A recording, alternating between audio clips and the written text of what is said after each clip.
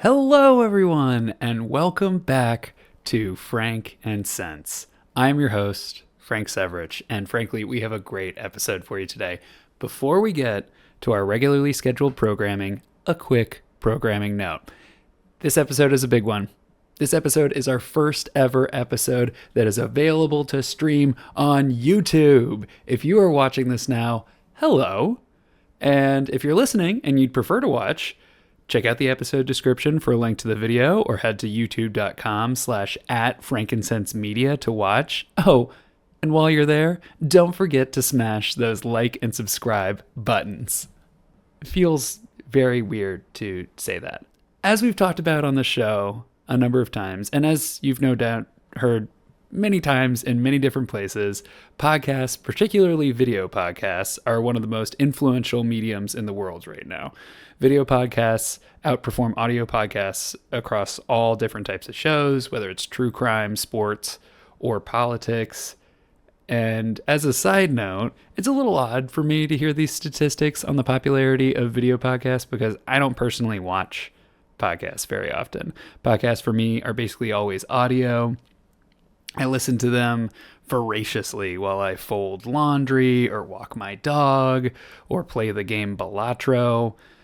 Still, even though it's not my preferred means of consuming a podcast, the statistics are undeniably impressive. For example, there's this New York Times article from July 2025 that cites an August 2025 survey by Cumulus Media and Signal Hill Insights that found that nearly 3/4 of podcast consumers play podcast videos, even if they minimize them, compared with about 1/4 who listen to only the audio. So in other words, 25% of podcast consumers are audio only, and 75% are video consumers. That is pretty staggering. However, as a independent podcast producer, making the dive into video is more than a little daunting. Up until this point, I've had the luxury of being able to edit the show while doing other important things like playing the game Balatro. Producing video takes so much more time. It takes a lot of prep, editing. There are a ton more variables in the production process. And on a slightly serious note, it takes you away from the things that matter most in your life, like being able to play the game Balatro. So even though it required this very solemn sacrifice, here we are, and I am delighted to present the first ever video episode of Frank and Sense. It was important to me that this episode in particular was available via video because episode is basically about video podcasts. It's about the culture war. It's about the rise of right-wing media, particularly via podcasts and YouTube, and what we can do to fight back. I am thrilled today to welcome my guest, Navi, to the show. Navi is a dear old friend of mine, a multi-hyphenated and multi-talented artist. Earlier this year, Navi put out a zine on their Instagram titled "Artists, We Are Losing the Culture War." In the zine, Navi talks a lot about ideas that really resonated with me, and I'm really excited to share our conversation. I got a lot out of it. I hope you do too. As a heads up, we recorded this interview a little while back, but I think the content is just as evergreen as ever. One last thing, these video episodes, they're a little bit of a heavier lift, so I can't right now put every episode on YouTube, but I will try to do it as often as I can. Oh, I'm seeing a note here. This is another programming note. Oh, I guess we're going to do an episode on some game called Balatro soon. So just a heads up there to look for that in your feeds. Okay. Last thing, as always, I want to hear from you. If you have any thoughts, feedback, questions, ideas, queries, qualms, concerns, critiques, rants, feel free to email me at frankincensepod@gmail.com or find us on Instagram at frankincensemedia, or you can find us on YouTube at youtube.com/@frankincensemedia. Okay. I think that's it. I think we're good. Let's get to the show. Bye.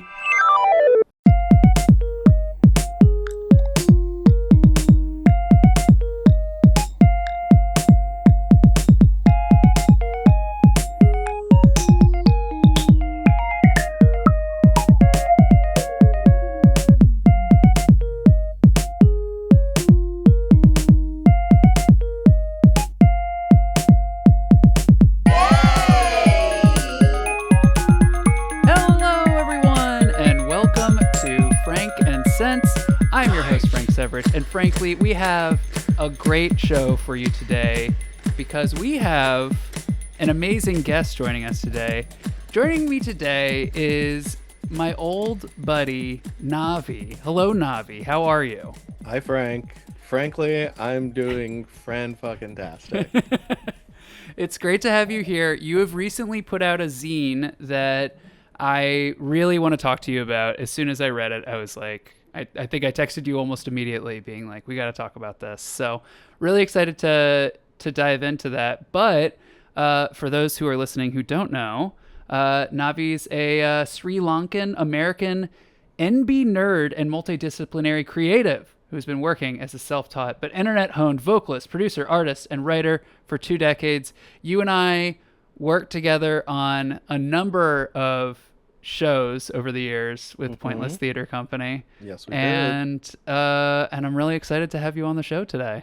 Yeah, I am excited to be here, excited to talk about whatever we're going to talk about, and then excited to fire whoever wrote that bio and figure out something more modern. I like it. I think Okay. it's good. You also, I think you have one down that says that you're a many media artist, which Yeah. I really like that I, terminology. I try to make up as many words as I can get away with in my bios. You're kind of the Shakespeare of our day in that way, Uh-oh. you know? The Yeah. Lin-Manuel Miranda of our time. Well, and you also do rap, so, you know, Like Shakespeare. like Shakespeare. Shakespeare was rapping kind of in his own way. Mhm. You, speaking of rapping, you wrote a rap musical of sorts Did. called Dot, a Rotoplastic Ballet That you were in. that I was in. Literally. And yes, I was inside of a giant cube, basically, with 7 other people, 6 other people, something like that. 7, I think. I think it was And 8. yeah, that's right. And 2 robots on stage, of course. And now here we are. Can you believe that that was 8 years ago? Isn't that fucking nuts? Unfortunately, I can believe it. I'm not a truther about years. You know what's so funny too is like we were working on that show. Trump got elected the first time, obviously. And then that show, which had obviously, theatrical productions can vary in terms of production length and history and all that stuff. But the way Pointless worked, that had been in production for some time before the election, obviously. I mean, have I ever talked to you about what Dot, when I was writing it, like how it reflected the election in my mind? 'Cause I would love to hear about it. So this is such a detour from what we were talking I about. know, but it's in related. It's related. the show Dot, I wrote it as we were in the election cycle for 2016. And very intentionally, whenever I would work on the songs and lyrics, I would put the character of Dot, this outsider, coming into a system and breaking it and getting into power. I would put that voice in both the voice of if that person was Hillary and if that person was Donald Trump. So that there was always this like empathetic cycle of who I was. So this requires some explanation of what the show is about. It is about the last human on Earth losing their job to a robot. The whole show follows me, the last human on Earth, watching helplessly as this small robot, insignificant robot, slowly works its way through the system, completely ravaging and changing every aspect of it. And my character, who has grown comfortable in a seat of power, losing that, Mm-hmm. And it ultimately, spoiler alert for a play that no one's ever going to see again. Um, It's it ul- available online if people want yeah. to watch it. Yeah. Um, the end goal is ultimately that this robot wins Yeah. and I lose And you die. and I die. The end of the show is Navi Um, like bleeding out of your head yeah, on the floor. importantly, death through conformity. This idea that Yeah. everyone else has Yeah. converted. So the last song in this was about I should convert too, so I don't get left behind. And Mm-hmm. then it just not working out. Mm-hmm. Mm-hmm. Now very 2016 energy with the extreme fatalism of it. But I Well, I don't know. I don't but know. It um still has quite some resonance. I mean, particularly like, with AI and stuff like that now. I mean, it's, seems, yeah. I think that there's a lot of, truth. It definitely has some like resonance though with 2016 and the way we were back then though, for sure. Yeah. I mean, we will talk about artists reflecting the Yeah, world around them at some yeah, point, but in case you didn't know, like Dot to me has a very clear artistic reflection on that election cycle for sure, and what it meant to feel that way for sure. going into it. Yeah. Um, and it was foreboding because Dot had that little tuft of hair too. Yeah, it does have that little tuft of hair. You're right. Little orange robot coming up. Yeah, yeah. And then and ultimately overthrows Yeah. the government. Yep. Um, Reshapes it in his favor. No that's big right. deal. I mean, that's but that's just science fiction. Hmm. Uh, what do you so these days? Uh, when do you think? Let me side note before I get there. When do you think you and I met? Because I think it must have been. It was on the first Hugo Ball, right? So that would be 2011, I Hmm. think. Yeah. You're in it, right? Yeah. Oh yeah. Yeah. 14 years Yeah. ago. Oh Huh. yeah. That's a crazy. Hmm. That's a crazy. If our Yeah. friendship was a human being, they would be in high school now. They would be in high school Yeah. right now. Yeah. Yeah. Horrible Smoking time to doobies be and in high school. yeah. Yeah. Hmm. Yeah. Although we went through well, maybe not high school, but like yeah, I guess it was high school, early college in a not so great time to be in high school and early Hmm. college too. When So is a good time to go to high school? Make high school great again. you're from the DC area. Did you go to high school in Montgomery County Public Schools? I am Remind a me. product of Montgomery County Public School Hell System, yeah. one of the greatest school systems in the country. Yeah. Hell yeah.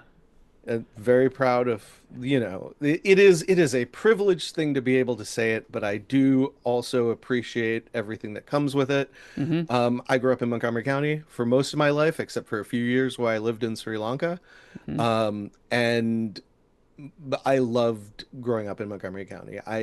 If anytime someone tells me like, "Oh, there was one Asian person in my middle school, Hmm. there were three black people in our high school," I'm Mm-hmm. like, "Damn, Montgomery County is I a know. majority minority county." Yeah. Yeah. Every school I was in was a full mix of people. Yep.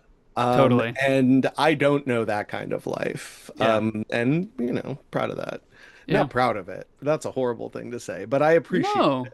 Yeah, absolutely. I think we're very Yeah. lucky, like you said, Hmm. privileged to like Yeah.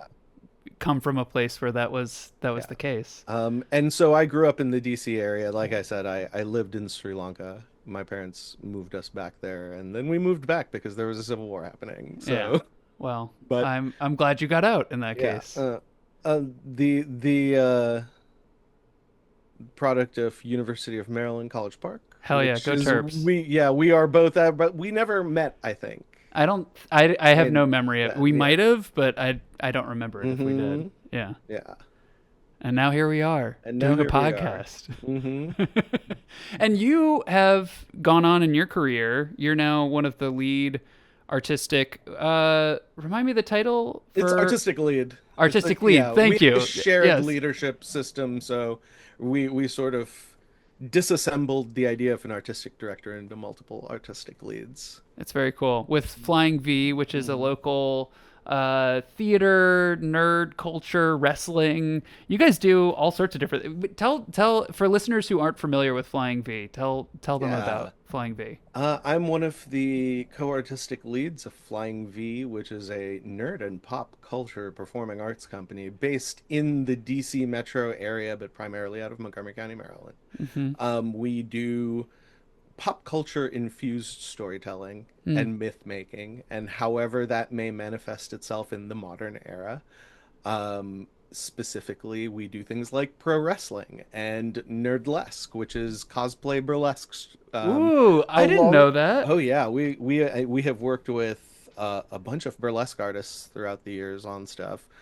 Um, we do traditional theater. We just put up Astro Boy and the God of Comics last fall, Mm-hmm. which Mm-hmm. won a bunch of fancy DC area theater awards, if Mm-hmm. that's something anyone cares about. Congratulations. Yeah, yeah, yeah.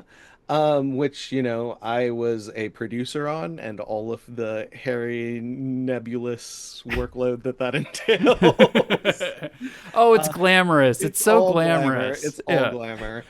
Um, and we do podcasts, more like narrative fiction podcasts than Yap podcast, Yeah, but yeah, yeah. still, we dabble in those as well. And all our main mission at this point in our existence is to celebrate the intersectionality of the nerd experience. Hell yeah. That's And awesome. that we go to cons, we go to Awesome Con, and we do something every year. The last 2 years we've done Saturday morning cartoons live with Oh, actors. cool. That's great. Um, yeah, so I'm one of the artistic leads at that company, which is essentially my day job on It's a minute level, and for art money.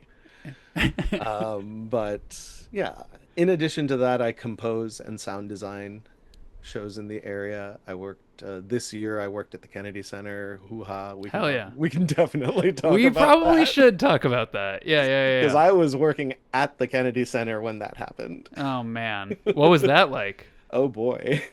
Um, I mean, uh, I assume there is more to discuss about that later, but the Yeah. reality is you see the effects of the culture war on a Mm. ground level basis with people who are actively involved in the fallout. Yeah. Um, and it's weird because it's not a tangible thing in that moment. Mm-hmm. It is a mood. It is an Mm-hmm. energy that shifts. Hmm. But it's just as, I think, valuable to understand because, like, because I was in there just like, this motherfucker can't go away. He's like following me, causing trouble. Uh, Coming into my workplace. coming into the Oh, literally, I'm just trying to go to work, right. man. It Yeah. was it was the first time I was working as a composer and a musician and like a sound creator at the Yeah. Kennedy Center. Yeah. I've been looking forward to it for months and months, and literally the first week of rehearsals, that plane crash happens. Ugh, And then less than a week later, Trump starts doing his Kennedy Center shit. man. And then on our first preview, there was a bomb threat to the Shenyun show, Oh, and they great. evacuated the whole Great. building 5 minutes before our show was about to start. Oh my God. That's awful. I had So no yeah, idea. all around the Kennedy Center, what a blast! What a DC institution. I mean, it is beautiful. It is. It's funny, I think for a lot of people who don't live in the DC area, you like read all this stuff and it's like, oh yeah, it's crazy and bad and stuff. And then like when you're living in DC, you're actually like living through these things firsthand. It's not abstract. It's very, very tangible. Hmm. What even if it's an energy or a mood, it's still something that's like in your everyday life in a way that like someone doom scrolling the news is might have that feeling as well, but like isn't directly in the presence of it. Yeah, Which is just a great thing about living in the DC area. yeah, I and I go ahead, I please. was just gonna say like something I have to remind myself, and I this past weekend when all the protests were happening, I Hmm. had to remind myself as well as like I've been talking to a lot of people who moved here during COVID and don't Yeah. really have an understanding, which at this point is 5 years. Like, of course there will have been new people that have moved to this area, but there is an understanding about what DC is as a protest city that Mm-hmm. comes with having lived here before COVID and Mm-hmm. understanding that people treat the city like a stage. Mm-hmm. We want to Mm-hmm. talk performance, right? Absolutely. The culture war, the great theatrical performance of politics. This Yeah. is the Kennedy Center of that. Mm-hmm. DC is where you go to perform politics, and I don't think I use that in a bad way. No. I don't think performing protest, performing politics, these are optics things that are inspiring, Mm-hmm. that build a sense of understanding about what your representative is doing, Mm-hmm. all of that jazz, right? Like, and it is a stage, Mm-hmm. but we also happen to live at the Yeah, stage. yeah, yeah, exactly. Yeah. The stage also happens to be like where, we take our kids to school and stuff like Yeah. that, and yeah, Mm-hmm. the restaurants we go to and stuff. Mm-hmm. Um yeah, well, I think you've sort of like brilliantly segued us into talking about your zine, which is why we're here. Which isn't Um really a zine, just to clarify. It is for infographics. But I like real zine, true zine makers would roll their eyes out of their heads at calling well, what this is a zine. But I think it qualifies as a zine. I'm not hmm a I'm not a zine head, but I'm a hmm zine fan, okay. and uh, Yeah.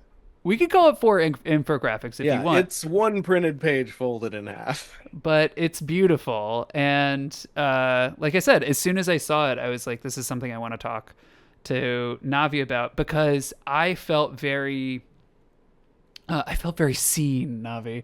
No, Mm, I genuinely, I felt very like this is something I've been thinking about a lot.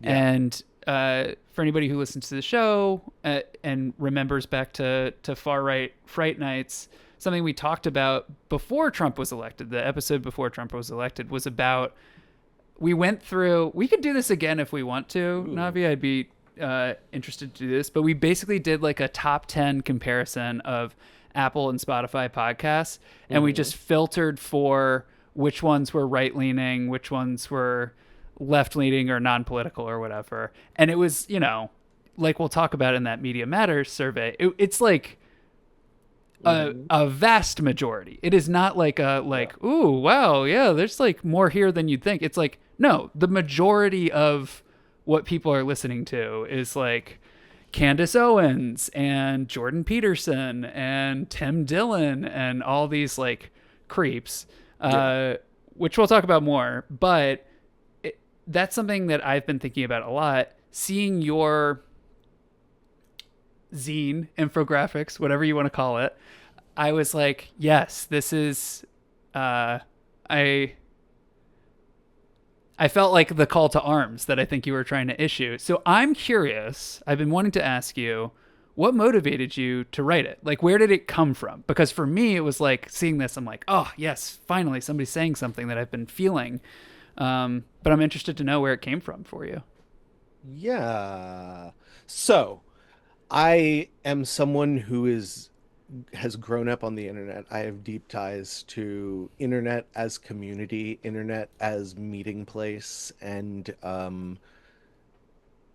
honest, open bearing of emotions. And that's something that was very small and community centric in the 90s and the early 2000s and the mid 2000s, and that as a teenager growing up, like, I made a ton of friends in those spaces and those communities. um I made music in those communities. Like, Mm-hmm. I got my Mm-hmm. start remixing video game songs and rapping on them, and getting involved in spaces there where they were still like, we're not talking gigantic communities, but there were places where people were having conversations on forums and in IRC Mm-hmm. and all of that stuff. Um, IRC. oh yeah. That's taking Um, me back. and so I have been, by nature of that, able to watch the rise and development of, I mean, at this point, right wing like what the Yeah. internet is now, all the Yeah. things. You I saw have it been happening. able to Yeah. see it happen, and Yeah. being in nerd spaces, Yeah. I have seen it happen very directly in Yeah. spaces to Yeah. people, and to people that I know and to people that I have been adjacent to, not just through nerd spaces, but in musician spaces, other places. Like, I am someone who this is not a new discovery for Hmm. me. Right. I have been watching it develop Yeah. and feeling very torn about my ability to be more active in trying to push back against it Hmm. for a very long time. Hmm. Um, to the extent that something like Trump winning was something that I wanted to not happen, but I kind of saw that it was going to happen Hmm. because he's the meme president. Like, Yeah. Obama is the meme president with a capital M. Trump is the meme president, all uppercase, Comic Hmm. Sans. Ah, yes, yes, Um, yes. and as someone who voted for Obama in both terms and like remembers how social media Hmm. built that campaign and Hmm. how viral videos built that campaign and Hmm. how that like and then seeing the flip side of that through Hmm. Trump. Hmm. These were always things I was trying to avoid paying attention to, but was paying attention to. Hmm. Um, I think that if in that sense, you see how these tools have been used in a greater culture war that has been happening for since the 80s, since the 70s, that Hmm. the right has like built this idea around that they were primed to get on the internet for because they had talk radio. Hmm. Like the left-wing talk radio did not I exist know. really in I this know. country, and And it because failed when they tried to do it. The like voice what do they call it? There was that one during the Bush era with like Janine oh Garofalo and boy, yeah. And it didn't fuck, what was that work. called? It didn't work. Yeah, It because folded in like 2 or 3 years. and the right works because they all love business. They Yes. like Yes. it is Yes. business product, like business first and message second. Like what they're saying doesn't matter as much as how much they're making off of it. Air Which America, by the yeah, way, is the show. Air America, yeah. Air America. Sorry, I Mhm. don't mean to interrupt you. Finish your No, thought. you're right. You're right. Yeah. I do. It was Jon Stewart on that. I Yeah. think he might have been early on. Yeah. I mean, like, it was that generation of people. Mm-hmm. Al Franken, Rachel Uh-huh. Maddow was on there. Uh-huh. Mark Maron, Oh boy. Who's uh, who? A Chuck rogues D. gallery. Yeah, Chuck that's D was on there. fascinating. Interesting. Yeah. Anyway, Um, go ahead. yeah, the right has used talk radio to reach large amounts of Yeah. people for decades. Yeah. And so it was so much easier once the internet hit. Hmm. Um, I I'm a nerd about history stuff. So the rise of alt-right phenomena in the internet from 2000 and from Barack Obama's election Hmm. victory to Hmm. Trump's election victory to 2020 to now, Hmm. it's is unprecedented Hmm. and fascinating to me. I agree. Um, I'm the same way. and for years I just like critiqued it myself, Hmm. and in my songs or whatever I just here Hmm. putting this out there, and I have grown very disillusioned with what art is becoming now in the content farms of the world, and with Hmm. like everything needing to be monetized and like Hmm. turned into content, and you have to sell that content. Like that doesn't appeal to me. Hmm. I do that in theater right now. Like that is my job, is essentially making content, right? And putting it Hmm. on there. It's different because it is in a certain form. Even Hmm. that I'm growing disenfranchised with, just because my question, I look at history and I look at revolutions and how things have changed, and you need artists Hmm. there. You Hmm. need people that have the skills that we build and develop in the arts field Hmm. to sort of do career, that's a strong way, but like it's all about volunteering your time. Yeah. You can't see it as something that's profitable to you, because revolution and actual change that way is never profitable. Yeah. Right. And if it is, someone is trying to manipulate it to their own gain. So when you so first of all, I'll share my screen real quick just so we can look at the zine itself, right? Yeah. It's really helpful to know like Hmm. what motivated you, because I could kind of feel Yeah. that from And I will just share looking if at it. people are going to be listening and looking at this that like I wrote this and I built it, but I could not have done it without a couple of people who helped me with editing it. Nancy Wu, who's a poet based out of Long Beach, Hmm. California, who I will definitely send this podcast to, who really helped with some of the like making it palatable for an audience rather than a angry screed. Um, and Dr. Aaron Hershkowitz, who is a College Park roommate, longtime Oh, friend, and that's someone awesome. who, for the last 20 years, I have sent my writing to get feedback and thoughts on. Like the two of them are really what makes this a nice dinner item of information and not the ramblings of I of well for what it's worth, I would also take the like extra portions. You know, if we're Mhm. using the dinner metaphor, I would take the Yeah. like second helpings version if you It ever want to put it out there. But no, it shout out it to Nancy, shout out mhm. to Dr. Aaron. Mhm. Shout out to Nancy in the LBC, you know. Yep, in the LBC. Listen, that and Nancy has her own version of this with her stuff written on the back that she has printed out. Oh hell yeah. That's Yeah. awesome. Hmm. We Yep. should share that art as well. Yep. Um Speaking of the LBC, you know who else is from the LBC? Who Snoop Dogg, he who is. was an unfortunate, in my eyes, an unfortunate casualty of the culture war around inauguration. Man, that bummed me out. Yeah, We don't but even have. We he'll can't be even. fine. I. It's just a That I mean, bummer that he. Why did he have to? Come on, man! Don't you have enough money? You're in T-Mobile commercials. Like, you yeah. didn't need to perform at an inauguration event. Such a his bummer. his brand is not taking strong stances on anything. Like true again, truly, That's like his bottom line is his bag. Yeah. Well, that's like you were saying, being disillusioned with art and content and all that stuff. I feel that way too. Like being on Instagram and just sliding through like Yeah. Even I mean, the problem is when it's all the coolest shit you've ever seen, none of it is fucking cool anymore. yeah, yeah, yeah. None of it is Yeah. interesting. If Yeah. the because not only is the product or the art, whatever it is, you're also monetizing the process now. Yeah. And everything has to be about, let me show you how I did it. Let me do this. And it just turns scrolling through social media into like a constant Kickstarter campaign. Well, this is Um, probably a bad time to announce it, but I'm here to announce my Patreon feed. Subscribe to my Patreon feed. No, I'm yeah. just kidding. No, Yeah. and again, this is no fault of I don't want to come across as jaded to artists who are vibrantly thriving in that medium and the art form. But at the end of the day, it's all corporate owned at the top level, and Hmm. there is a degree of independence and um, organic humanity, so to speak, to art that I Hmm. crave from what I make that I'm not getting from social media.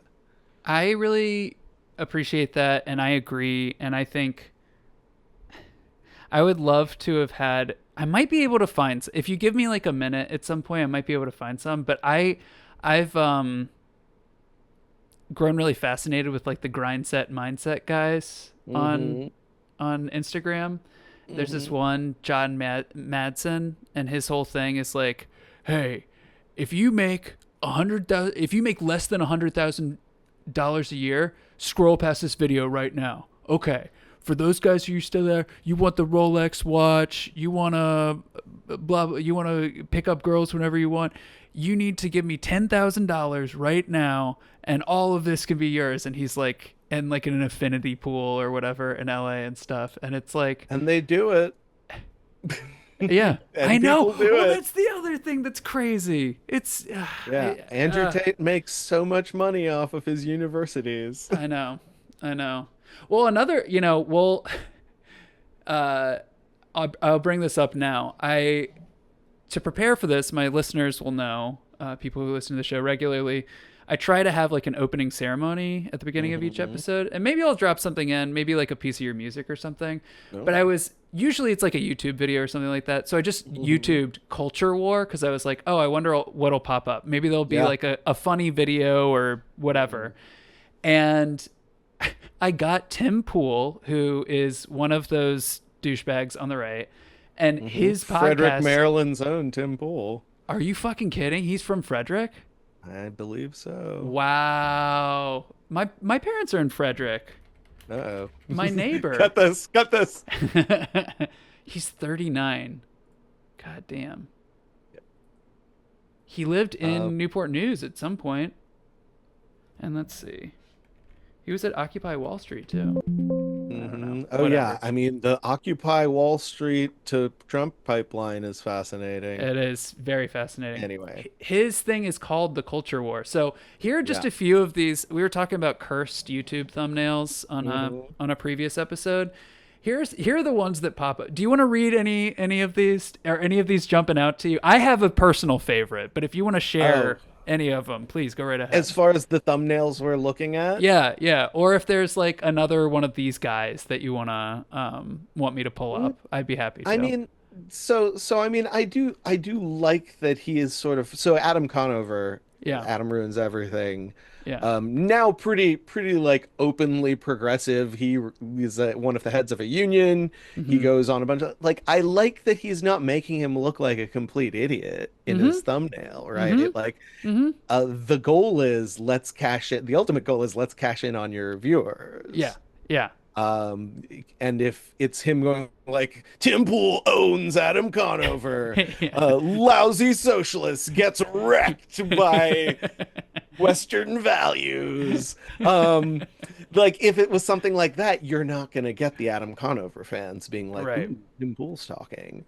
Right. Um, you want my like deep reading of a thumbnail I here? love it. Like looking at that one, what's he got? He's got like 368K views. Yep, that's right. From a month That ago. is that is double what his other video is, which came out sooner, but I would assume that and I mean, look at his aesthetic. Look at this Yeah, background, the blues, the very like it's very cool. It's intentionally designed to not like enrage and inflame. that's a good point. Um, Yeah. and and I think that's because Tim Pool is a little piece of shit who just wants views. Yeah, he's a little Um, worm. so he's He's one gonna of these play, worms. yeah, he's Yeah. gonna play the and so if you want to know the real truth, I think the fucking talking heads on YouTube Yeah. genre, Yeah. especially the debate genre, It's awful.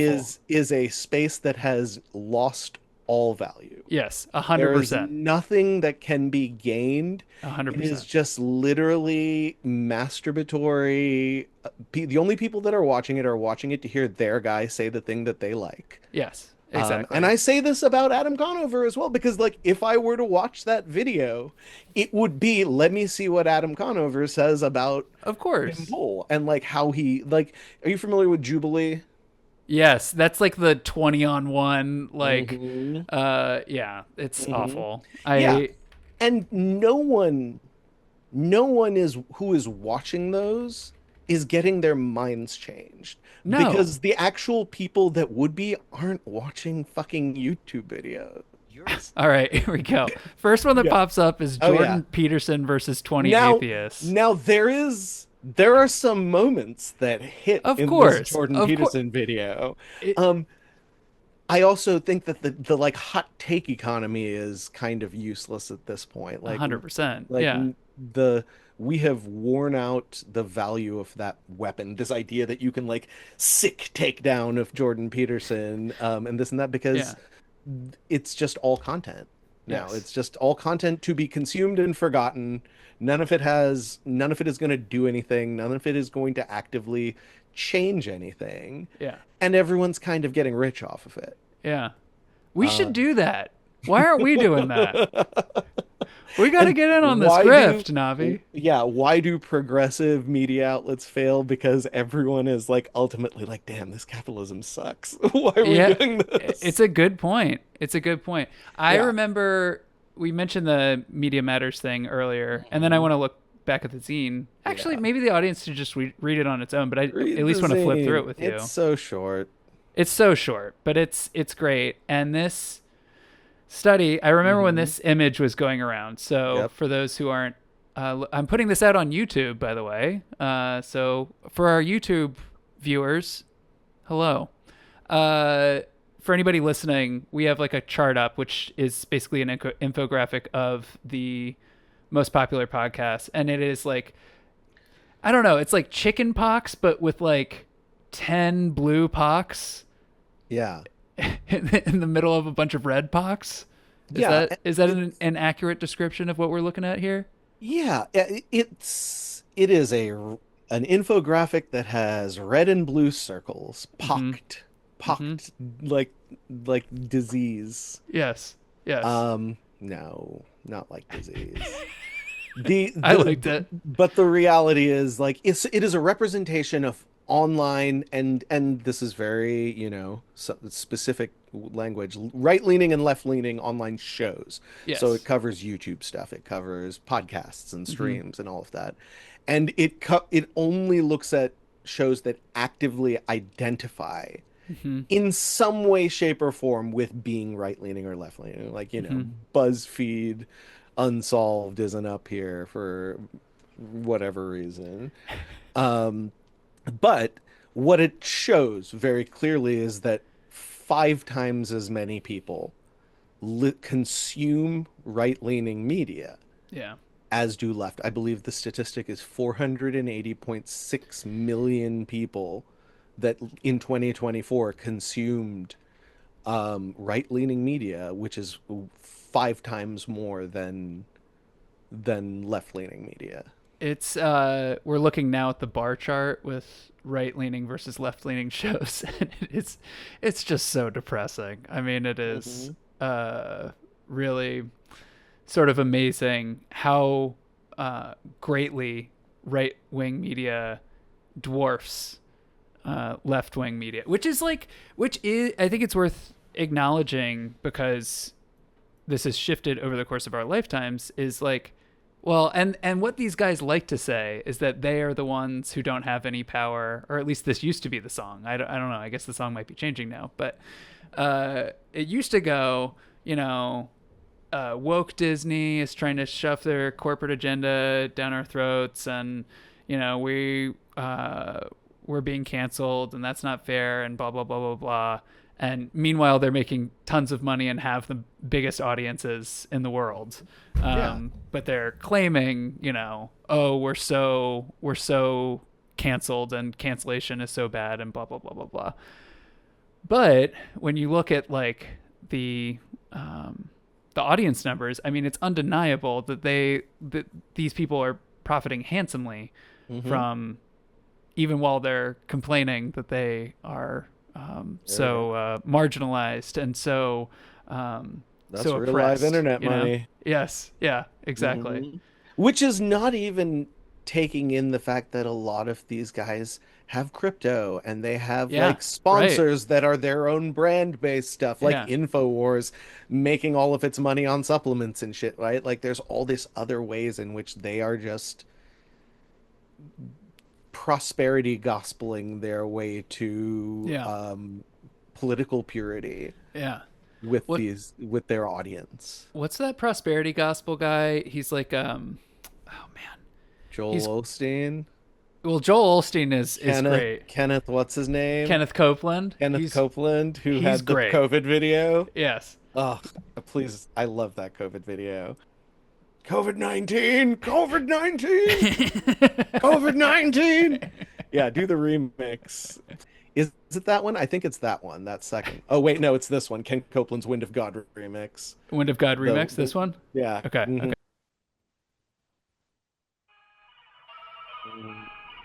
Then sang Moses and the children of Israel this song unto the Lord.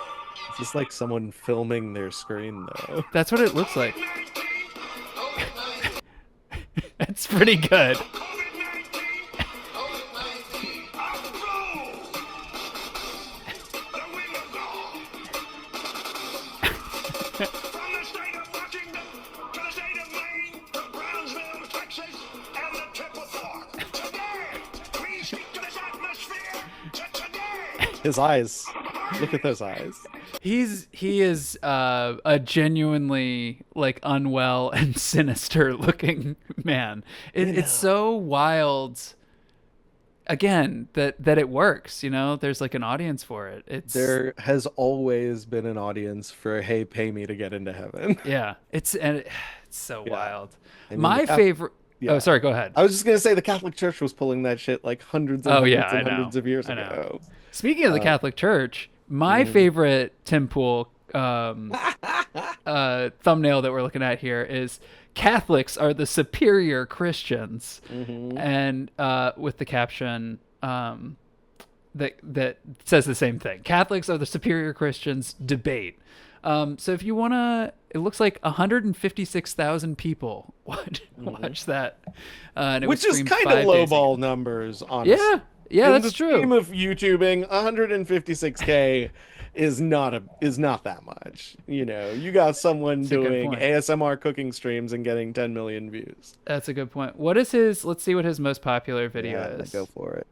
3 The million. 3 million, which is honestly pretty small too. I mean, it's pretty good, but you know, Oh, you remember when Antifa was the word? oh I man. miss those days. I mean, look at all of these thumbnail. Like this is just. Hmm. You want to talk about feeling Yeah. disillusioned with art and content? I mean, Mm. this just sucks the life out of me. Oh yeah. Biden emails just leaked, and Democrats are freaking out. Yeah. But that, and you know, who is ultimately responsible for that is YouTube, is the Yeah, I know. algorithm. I know. That is because they build this idea that like, hey, homogenize what you are making to reach the maximum amount of people. Right. We can talk about AI art and the new updates that happened this in Oh, the last like 3 or 4 months to ChatGPT and the new Google one, where like AI art is going to be the art of the alt-right and the fascists because it is so easy to create yeah. that you don't even need people to do it. Yeah. And you can make it do whatever you want and get Yeah. away with it. Yeah. It's pretty depressing to think Hmm. about. Yeah. Um, It's a good thing that I'm here spreading a message of hope and not blackpilling yourself in these dark times. The gloom and doom is for people who need gloom and doom in their lives. can I show you something? Speaking of gloom and doom, uh, this might like take us off in a different direction. But I saw this the other day. Have you seen this? Ooh, no. What what if the Bible had a movie trailer? So and then the Bible cinematic universe is the one that I Hmm. watched. Yeah. So this is I'll share my screen and we can kind of describe some of the images we're seeing here. Yeah. Um, this is okay. So Uh-huh. it's AI Uh, slop. hmm. It's just different images that somebody put into a generator and was able to string together into like using Yeah. Adobe whatever Premiere, strung all these clips together. But it's Vicious like Jesus. yeah, and it looks very. There's like a galaxy. Now it's turning into Earth. There's like a golden being. I guess this is maybe the Garden of Eden we're looking at now. Noah's Ark, Hmm. and we're just seeing Yeah. all these different like biblical scenes and stuff. And the comments on this Navi, peak cinema. Jesus is Gorgeous. king. Which, by the way, if you're I'm not even saying this to come after Christians right now, but I am like, this is peak cinema. This would be the greatest movie of all time. Like, this gave me chills. Let's go. Give me 300 style Bible movies ASAP. It's ASAP. like, That oh is my literally the God. prompt that is going into the generator. Let's go. Give me 300 style Bible movies ASAP. I would watch a 300 style Bible. No, I wouldn't. That would be awful. There is a Noah's Ark song, I think. I Oh think. boy. Yeah, you might like this. Hmm. Yeah, here you go. Oh yeah. It's really.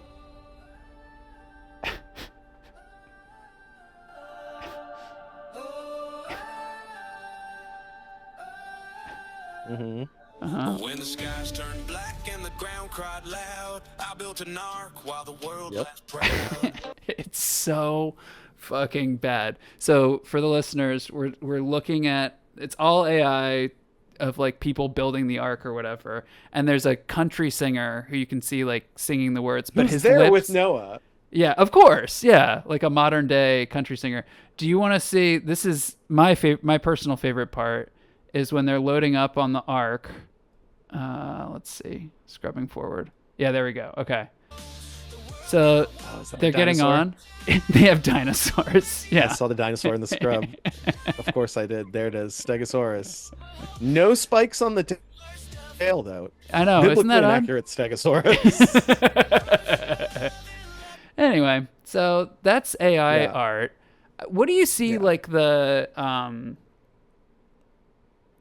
in the zine, Hmm. as I like to call it? Oh yeah. You know, the first image is artists. We are losing the culture war, and it has real consequences. So, what to you? What are the stakes of what's going on right now?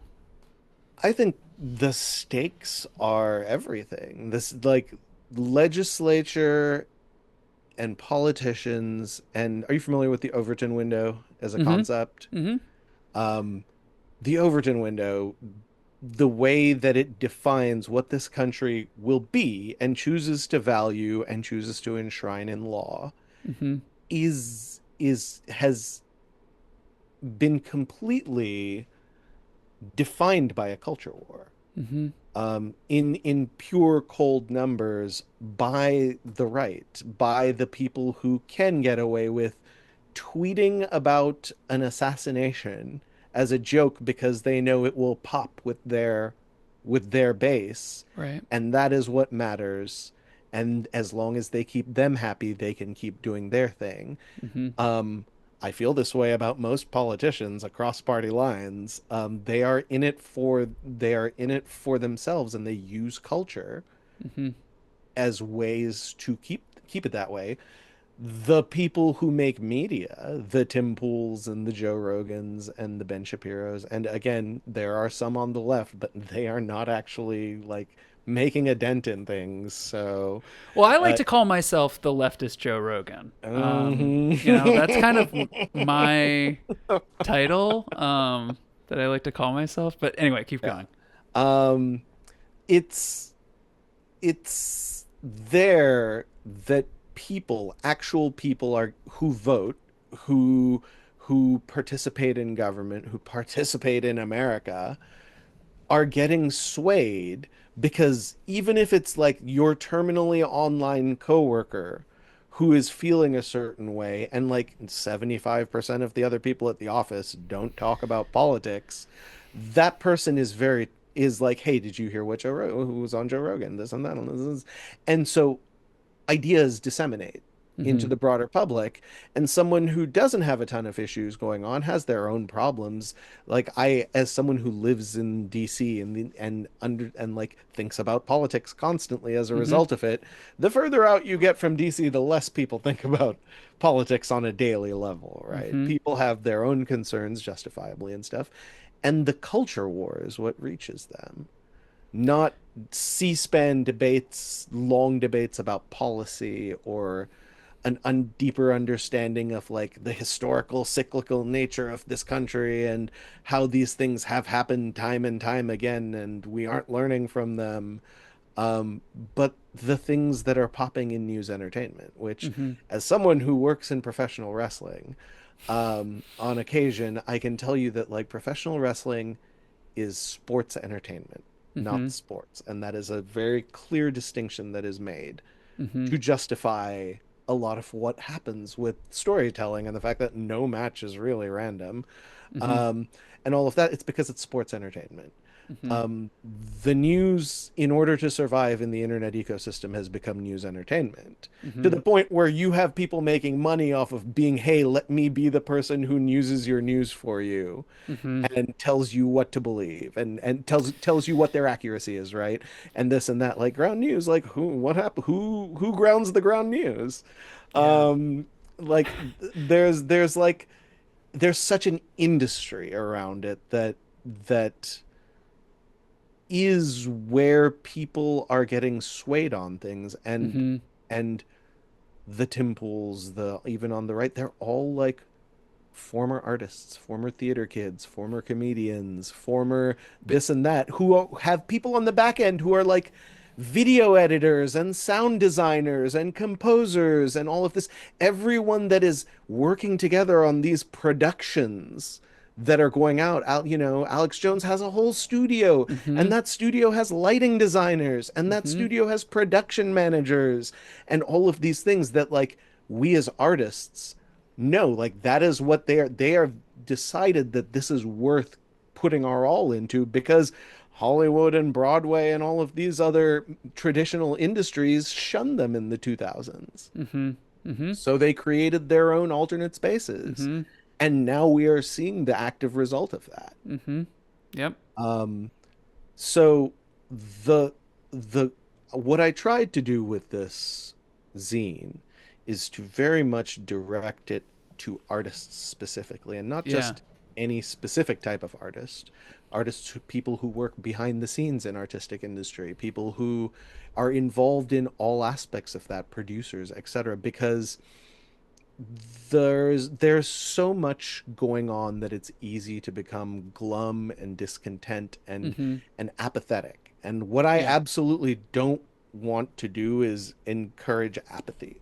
Yeah. I agree. Um, so I think it is always worth like knowing that yes, there's all this stuff going on, but I, the person, can only change this little sphere of influence. Mm-hmm. And what is that? And like I work in artist spheres and I'm an artist who operates in those spaces. So I began asking myself like, okay, what is it strategically and visioning out that artists can do if you are volunteering your effort to this culture war? Mm-hmm. Mm-hmm. And not seeing it as just something that is another gig or something that is, oh, it will look great on grants or this and that, like all of these things that keep us locked in this cycle of not actually trying to change the system too much Mm-hmm. because then everything gets upended and then the bag's gone. Um, I was listening to something actually with Adam Conover earlier, had on an Indian Hey. like this Indian leftist philosopher who said something that really resonated with me about old ways. He was talking about the American Communist Party of the 1930s, like the pre World War II American communism, where they Mm-hmm. were actually like labor centric, union centric, pushing for a lot of the human rights that would later get picked up by the civil rights movement and all of that. But because of the nature of being called communists, that the McCarthy era Right. stuff is what really dampened that whole vibe. Yeah. But he was talking about how what they would do and when they were a real working a party that was more than optics, they would make their party members get up and move to these places Hmm. and live there and be there and not just like check in every year for an election, but no, you are there, Right. Right. you Right. are understanding that community, you are befriending them, you are learning about them, and then you are able to represent them when we talk about this Mm-hmm. sort of thing. And that's how a lot of the unions get formed and strengthened. And something that he said, a phrase that stuck out with me was, you have to be ready to commit class suicide Mm. Mm-hmm. Mm-hmm. in order to really foment change Mm-hmm. beyond just like paying lip service to it as long as it doesn't mess too much with your thing. Mm-hmm.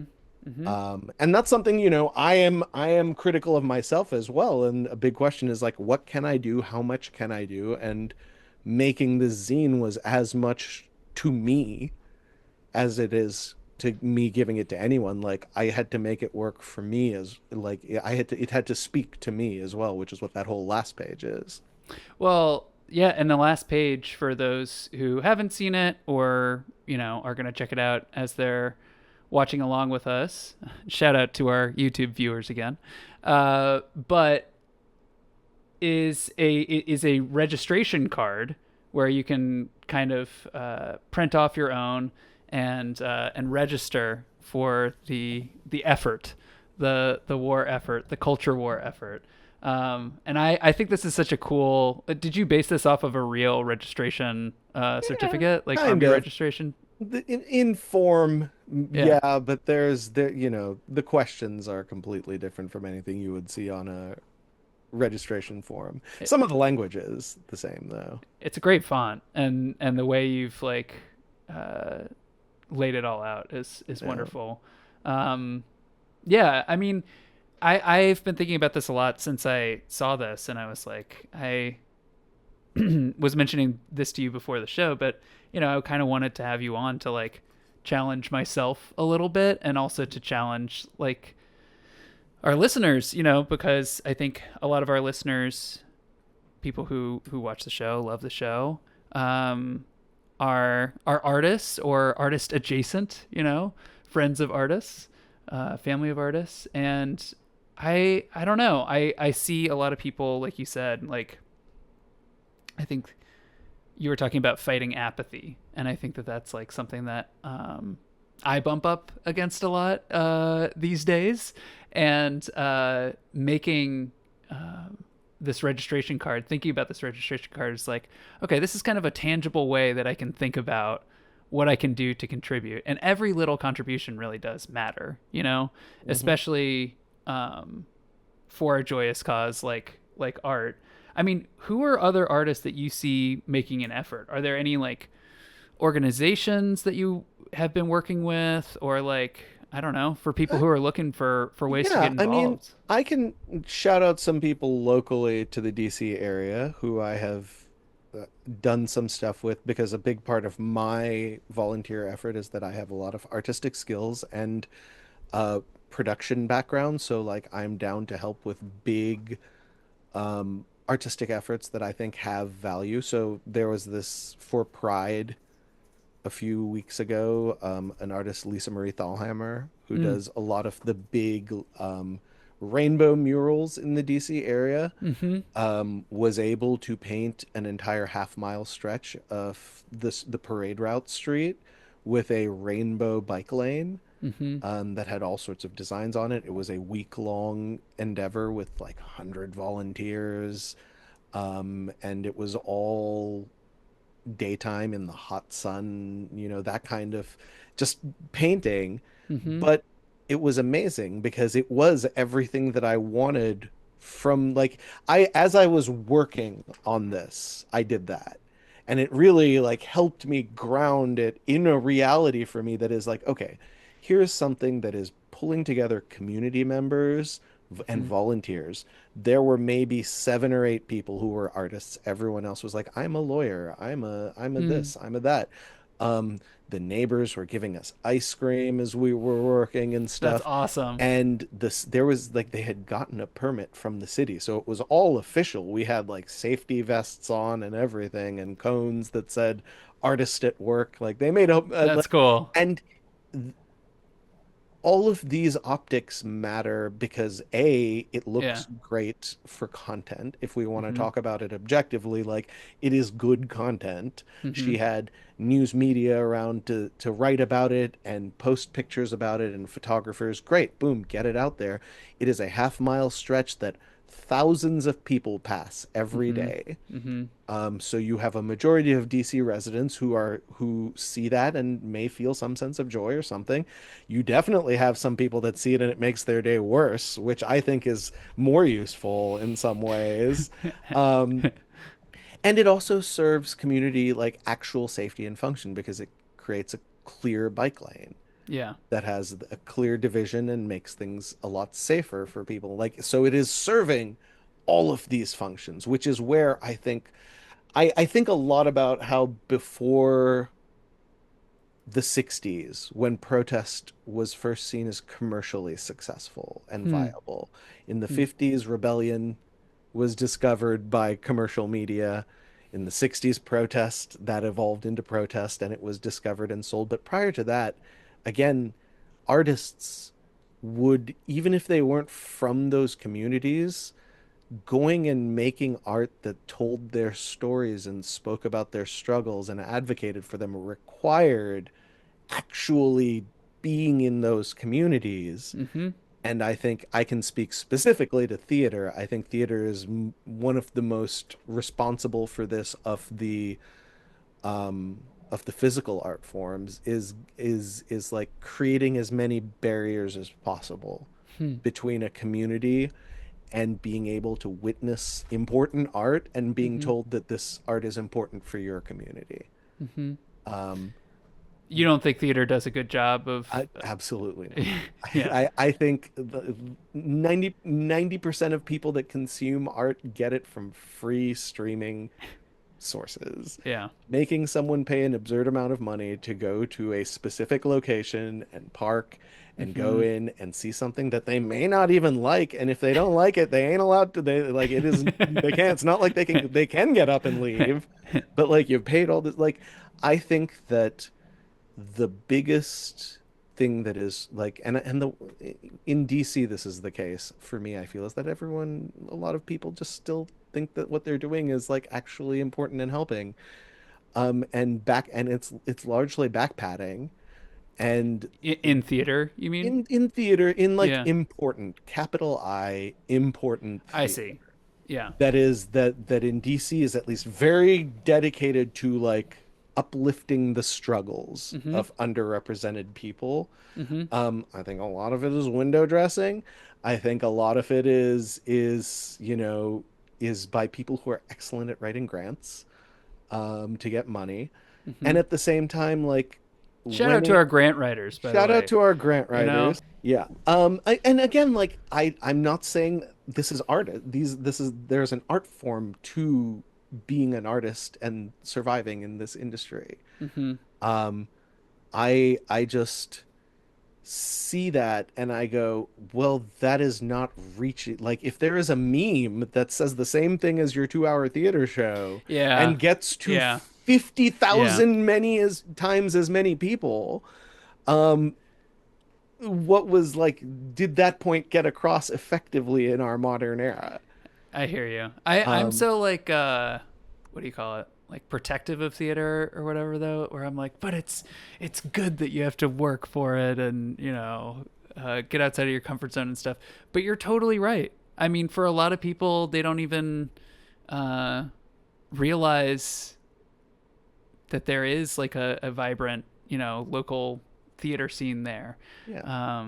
And that these things are there and, telling stories about them and trying to get them, Hmm. engaged in thinking about it. So you're right. There Yeah. are there are clear barriers there. Frank, what is the most successful arts industry right now? Uh, does AI art count as art? No. Okay. Is it dance? There is an arts industry that makes more than film, TV, music, theater combined. Is it streaming and podcasting and Kind of. It's yeah. video games, baby. Yeah. Video Yeah. games makes 10 Yeah. times all the other industries make combined. Yeah. Yeah. And it is an art form that is easily accessible Yeah. over streaming. Mm-hmm. Um, and it is why that like not to tie it back around to things, it is why video games and the culture war are so intertwined. You Yeah. look at Gamergate, which is one of the Yeah. like Yeah. Yeah. Yeah.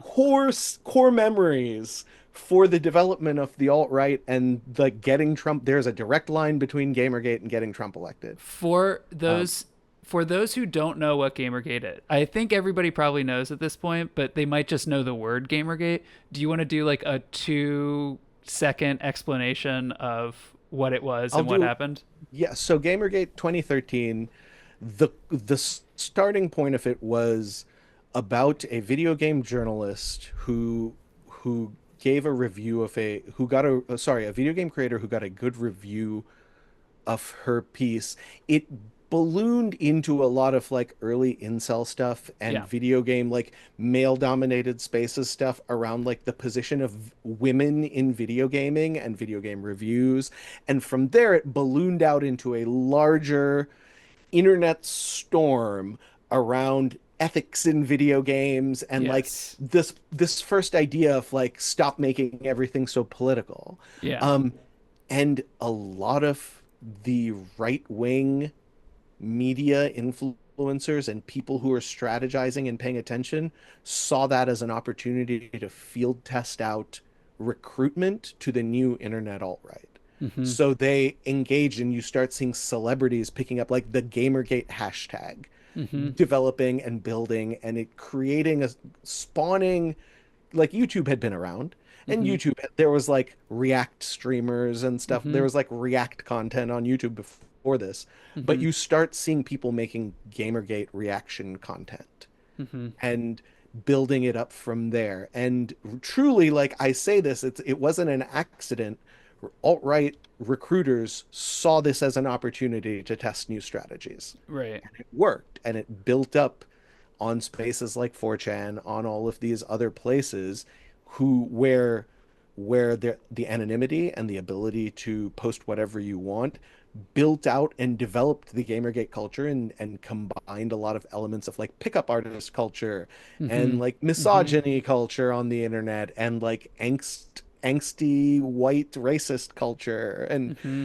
gave them all a place to conglomerate and shitpost and pick up on stuff, and develop these like waves of Gamergate-esque, oh, let's jump on this now. Let's jump on this now. Let's radicalize this fan space. Let's do this. Let's elect this meme president Mm-hmm.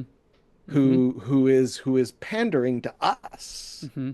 by making content that we are sharing. Mm-hmm. Let's get him elected. Mm-hmm. Like there, that's the direct line from Gamergate to Yeah. Trump getting elected. Yeah.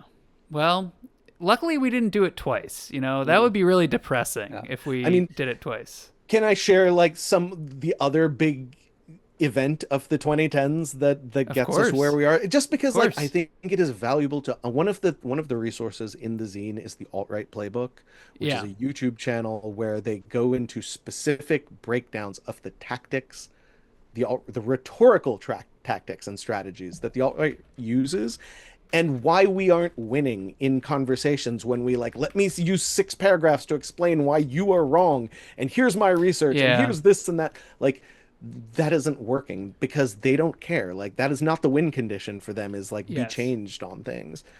Highly recommend everyone check out the alt-right playbook. It is the best way to like understand how and why rhetoric is being deployed in internet spaces, uh, against for the purposes of owning the libs, and we're not playing their game and we're losing.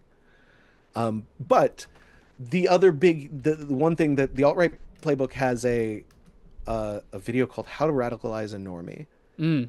And I had a band member who you've met who was Yeah. radicalized by the alt-right and completely like changed who he was as a person. But also it played on a lot of insecurities and fears he already had. I had gone on many podcasts of his throughout various points because he was looking for a space to speak his mind and to create and to feel like he was reacting, and like he had a whole persona around like pulling up the news and responding to it, like every white guy in the 2010s when Joe Rogan was blowing up. He was Yeah. like, I'm just Yeah. trying, I'm just asking questions. um but so I went on this podcast multiple times as he was slowly developing a following.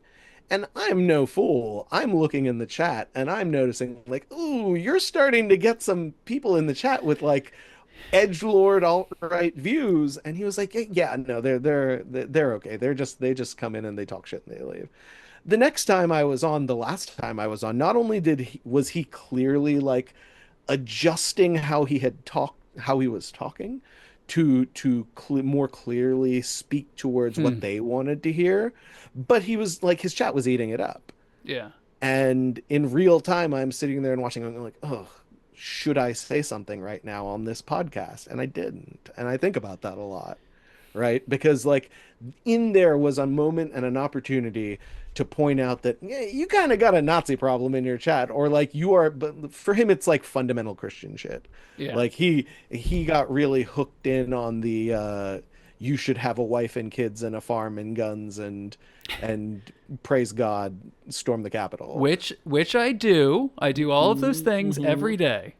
Yeah. So yeah, The big defining moment that created the culture we have now is Charlottesville. yeah, It's Gamergate in Charlottesville, because Charlottesville was the first time all of these people trying to really draw on radicalized white guys mm-hmm, showed face and mm-hmm, directly said, "Hey, come here and let's do this," mm-hmm, and someone died, yeah, and it was a massive fiasco. mm-hmm, And that's why a lot of the Richard Spencers, mm-hmm, the Milos, and yeah. all of these folks who were like A tier names at that time are now CD tier gone Well, because Milo also said some things about that he shouldn't have said, so that absolutely. that also But happened. but that moment was them trying Yeah, to go, "Hey, let's all gather and yeah, let us directly tell you stuff to do." yeah, And that failed. So now they're very clear about like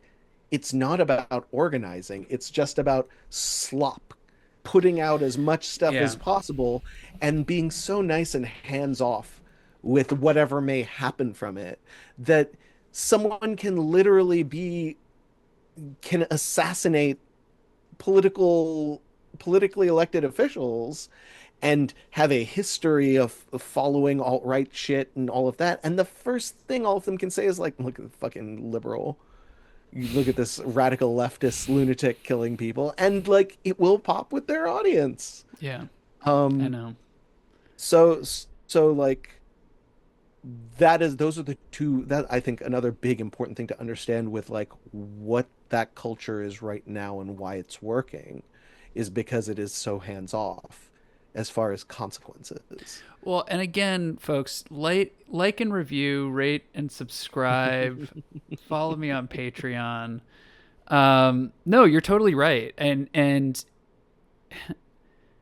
I love the use of the word slop because it really does define what a lot of it is, and it's Yeah. it's literally just kind of oftentimes just Mhm. rambling Oh about yeah.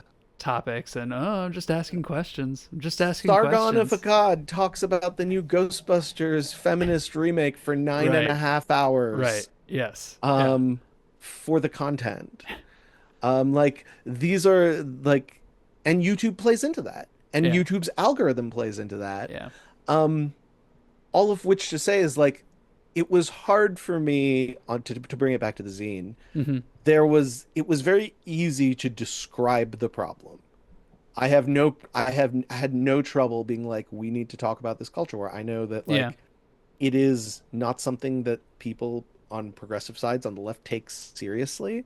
Hmm. But the problem with not taking it seriously while the other side takes it seriously is that they will win it when it Correct. actually exists and when it is the reason why today the Supreme Court can uphold something that fucks over trans people because trans people were lost in the culture war. Yeah. Yep. Um, Yeah, and you see how quickly some people are jettisoning their positions on trans rights. yeah, Gavin Newsom, well, what, 2 months after the election? Oh yeah, trans kids. We went way too far on that. Like, go yeah, fuck yourself, dude. Like, yeah, what are we fighting for if not to fight for the rights for other people? Like, right. way to show your true colors of who you really are, Yeah, Gavin because Newsom. there's someone in the back room going, "Hey, it will go over a lot it will go over great with the moderates and the people on the fence Yes. if we move away from some of these culture war issues." But then it's just accepting the culture war on their terms. Yep. So surrendering to the pressure to play by their rules means you've already lost the fight, Hmm. you know? And history, if you look back, every historical period has people going, "It is I should back away. I protest. I will not do anything. Like I refuse to participate in this," and it happening anyways Yeah. because no one was there to stop it. Yep. Um, and again to like what we can actually do, I think artists um have some very specific skills and more importantly, creative thinking Mhm. that is a valuable resource Mhm. and tool in the greater scheme of organizing a resistance to this culture war Mm-hmm. in ways that is actually effective Mm-hmm. and not just creating more slop. Because Yeah. I don't think responding in slop is the answer. I think that just it is just continuing, you've what's the term when you shredded a screw?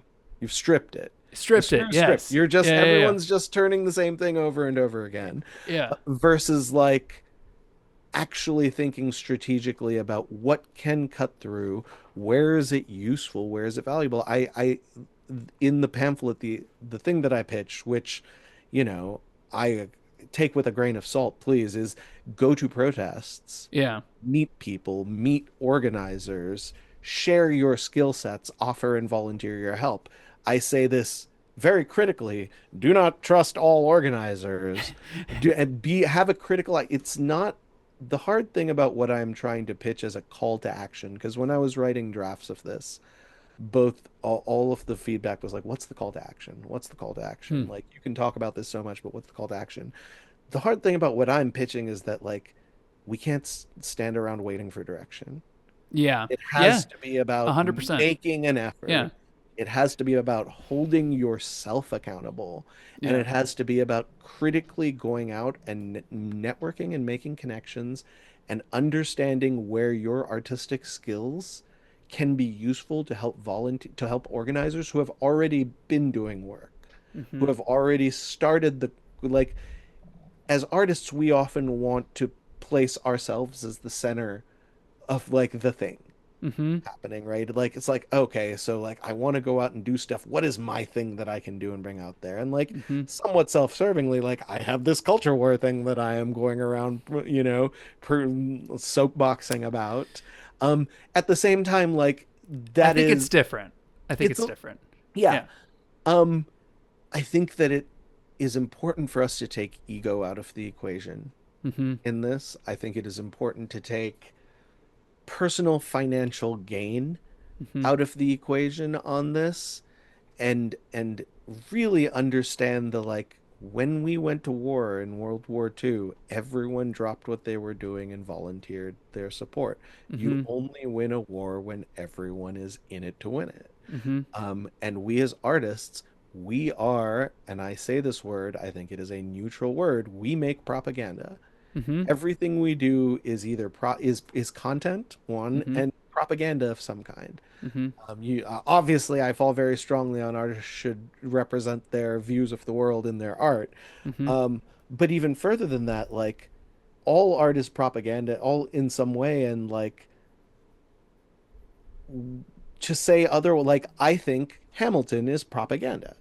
I For sure. think Yeah. Wicked is propaganda. I think Hadestown is propaganda. I think like Andor is clearly propaganda. Yeah. Like, the idea is you are trying to sway someone to a thing. Mm-hmm. And in the same way that Call of Duty Modern Warfare is propaganda, a cozy game about two lesbians living in a witch house and Mm-hmm. farming is also propaganda. I Like, mean that sounds delightful, by the way. yeah, Yeah. it's like, I am, to me, it is important to know that you have an agenda and what your Mm-hmm. agenda is, when, Mm-hmm. especially when it comes to speaking on the world, because the worst thing you can do is not have an agenda, because then you're just fucking circling around, not knowing what you want to talk about or what you want to try and convince people of. Like, anyone who says that, oh, I don't, like, I'm a free thinker, I don't listen to other people's thoughts, is lying. Yeah. Of course. Everyone is influenced by the views of things they watch in Of some way, shape, course. or form. Of course. I believe that good art can be great propaganda Yeah. for a cause. You look at the French Revolution and the painter who bears my name pronunciation similarity, David, who was the painter of the French Revolution. Huh. When something major happened, yeah, pull up some of David's Yeah. paintings. They're gorgeous. They're Yeah. of the French. Like, he was painting these during the Revolution, Wow. and Oh like, yeah. Okay. Yeah. I mhm. recognize this stuff now. Like the portrait of Napoleon that you've probably seen with Oh him on yeah. the horse Oh and he's yeah. pointing. And because Like this because is like also iconic stuff. Yeah, he was an artist and he switched sides based on whoever was paying him a lot of times because I believe he was a court painter before the revolution I and then he see. painted the he was like he picked up on a lot of the like revolution stuff and switched gears. But like even that in that revolutionary time period they had art Yeah. that was inspiring them. They had songs. Um are you familiar with John Brown's Body? Of course. I love John Brown. Do you want to tell our audience about John Brown? About John Brown the person? So Well, John Brown the person may yeah, for sure. And then John Brown's okay, body yeah. too. Yeah. John Brown, the person, is the best case scenario for progressive Christian. He, during the pre-Civil War era, he was a radical abolitionist who, You know I have like a whole John Brown show that I've wanted to oh, do, right? yeah, I mean, John Brown is great, We should but talk also John Brown complex sometime. because, again, he Yes. killed a lot of people. Yes. He He was an active soldier in the battle to end slavery. He believed it was a sin, a yes. stain A on the sin face of against God. humanity. Yes. Yep. And he raided Harper's Ferry in a raid that was supposed to also have Frederick Douglass and Harriet Tubman on it, Hmm. but both of them, for reasons, were not involved in it, and they told Hmm. him not to go through with it, but he did it anyways because Hmm. he was so driven to rid the world of slavery. Um, there was a shootout. Robert E. Lee was there. Like it is a defining moment of the Civil War and is potentially the spark that leads to the Civil War. It is Absolutely. there is a song, John Brown's Body, which the Battle Hymn of the Republic. Hmm. Dun, dun, dun, dun, dun, dun, dun, dun, dun, dun, Hmm. dun. Um, People assume that John Brown's Body is a parody of Battle Hymn of the Republic. It's actually the No. other way around. Isn't Battle Hymn of the Republic based on John Brown's body? So during the Civil War, the writer of Battle Hymn of the Republic heard Union soldiers singing John Brown's Body, which is a song about it is like one of the first cases of like revolutionary music in American context, in like true Americana, was they picked up this song about John Brown being dead, but his soul keeps marching on Hmm. in the form of these like on the ground Union soldiers going to war, and she took it and wrote the Battle Hymn of the Republic based on it. Um, John Brown's body lies a Lies a moldering moldering in the in the grave. grave. I don't It's know how well it'll sync up, but yeah. we'll fix it in post, but Hmm. it's the best, and I love you have made me so happy by talking about John Brown and John Brown's body. Oh But yeah. your point is totally right that like art has always been a part of revolution and Hmm. lifting the people up in Yeah. dark times like this. It's the when I was going to protests after the election this time around, I've been to a couple. I grew What's up the in this. mood? Um, well, it's a two-parter, right? Because I went to the No Kings in Philly this past weekend as Mm-hmm. well. Mm-hmm. The mood in January and February was glum. Yeah. The Doge stuff, and Yeah. it's part of what sparked me to write this and to like think about this objectively is because I grew up in this area. I My dad took us to the Million Man March in 1995. Hmm. I went as a high schooler and protested the war in Iraq in Hell yeah. 2003, and it was my first Me time too. going into the city to protest Me too. without an adult. Mm-hmm. Um, and it was wild. Mm-hmm. There were drummers, there was fire, there was all sorts of stuff, but at the same time, like burned in my brain as just this fury and anger that people had that were willing to take to the streets and like truly like I don't know, maybe my adult brain now I go look at it and go like what were you doing there, but like at the time it's a defining feature for me Yeah. that like protests need energy and momentum and drive and pace and pulse. Mm-hmm. And going to the protests at the beginning of the year where like the primary focus is that people were coming to look, they were looking for something, Mm-hmm. and they came with their energy and like the the it was uncoordinated. I got a lot of personal thoughts about how 5051 fumbled the ball at the beginning of the year around Hmm. organizing Hmm. and like building momentum and organization. But it felt like the most excited the crowd got in this Doge. It was one of the first big like Doge cuts Mm-hmm. protests. The Mm-hmm. most energized they got was when everyone started chanting at one of the speakers, like, "What are you going to do? What are you going to do? What are you going to do?" Because no one was like guiding, and I'll use a theater term here, like, no one was like yes-anding the ensemble. Mm-hmm. No Mm-hmm. one was like uplifting and supporting and understanding reading the room. Mm-hmm. And because some like no one knew what to do with that energy at that time. Mm-hmm. And we can talk about how like No Kings has sort of stepped in Mm-hmm. to be that sort of umbrella organization that is setting up a protest right now under a very easy, broad branding, right? No Mm-hmm. Kings is something that I went to the one in Philly. You can get all sorts of people behind the phrase No Kings. It's a great And phrase. Yeah. at Philly, where there was 100,000 people at this protest, um, Very you cool. you had all sorts of different, you know, big tent, like it's like the big tent thing that Republicans do really well, which is like you have your Free Palestine Gaza protesters alongside your like constitutional traditionalists who Mm-hmm. don't want to see this happen, and then you have the vast amount of like, we're here because Pride was last week and we still have our Pride stuff, so let's fucking go. And you have your anarchists, and you have your like old Democrat still wearing my pussy hat, but we're out here. But like, it was truly great to see that, like, if nothing else, that there's like that solidarity can be built on Yeah. that scale in this moment. Yeah. Can it, like, where is that energy being channeled now? Like, they've got another one they've just announced for next month. They're going to try and keep building on that momentum. I do not think protests are the answer.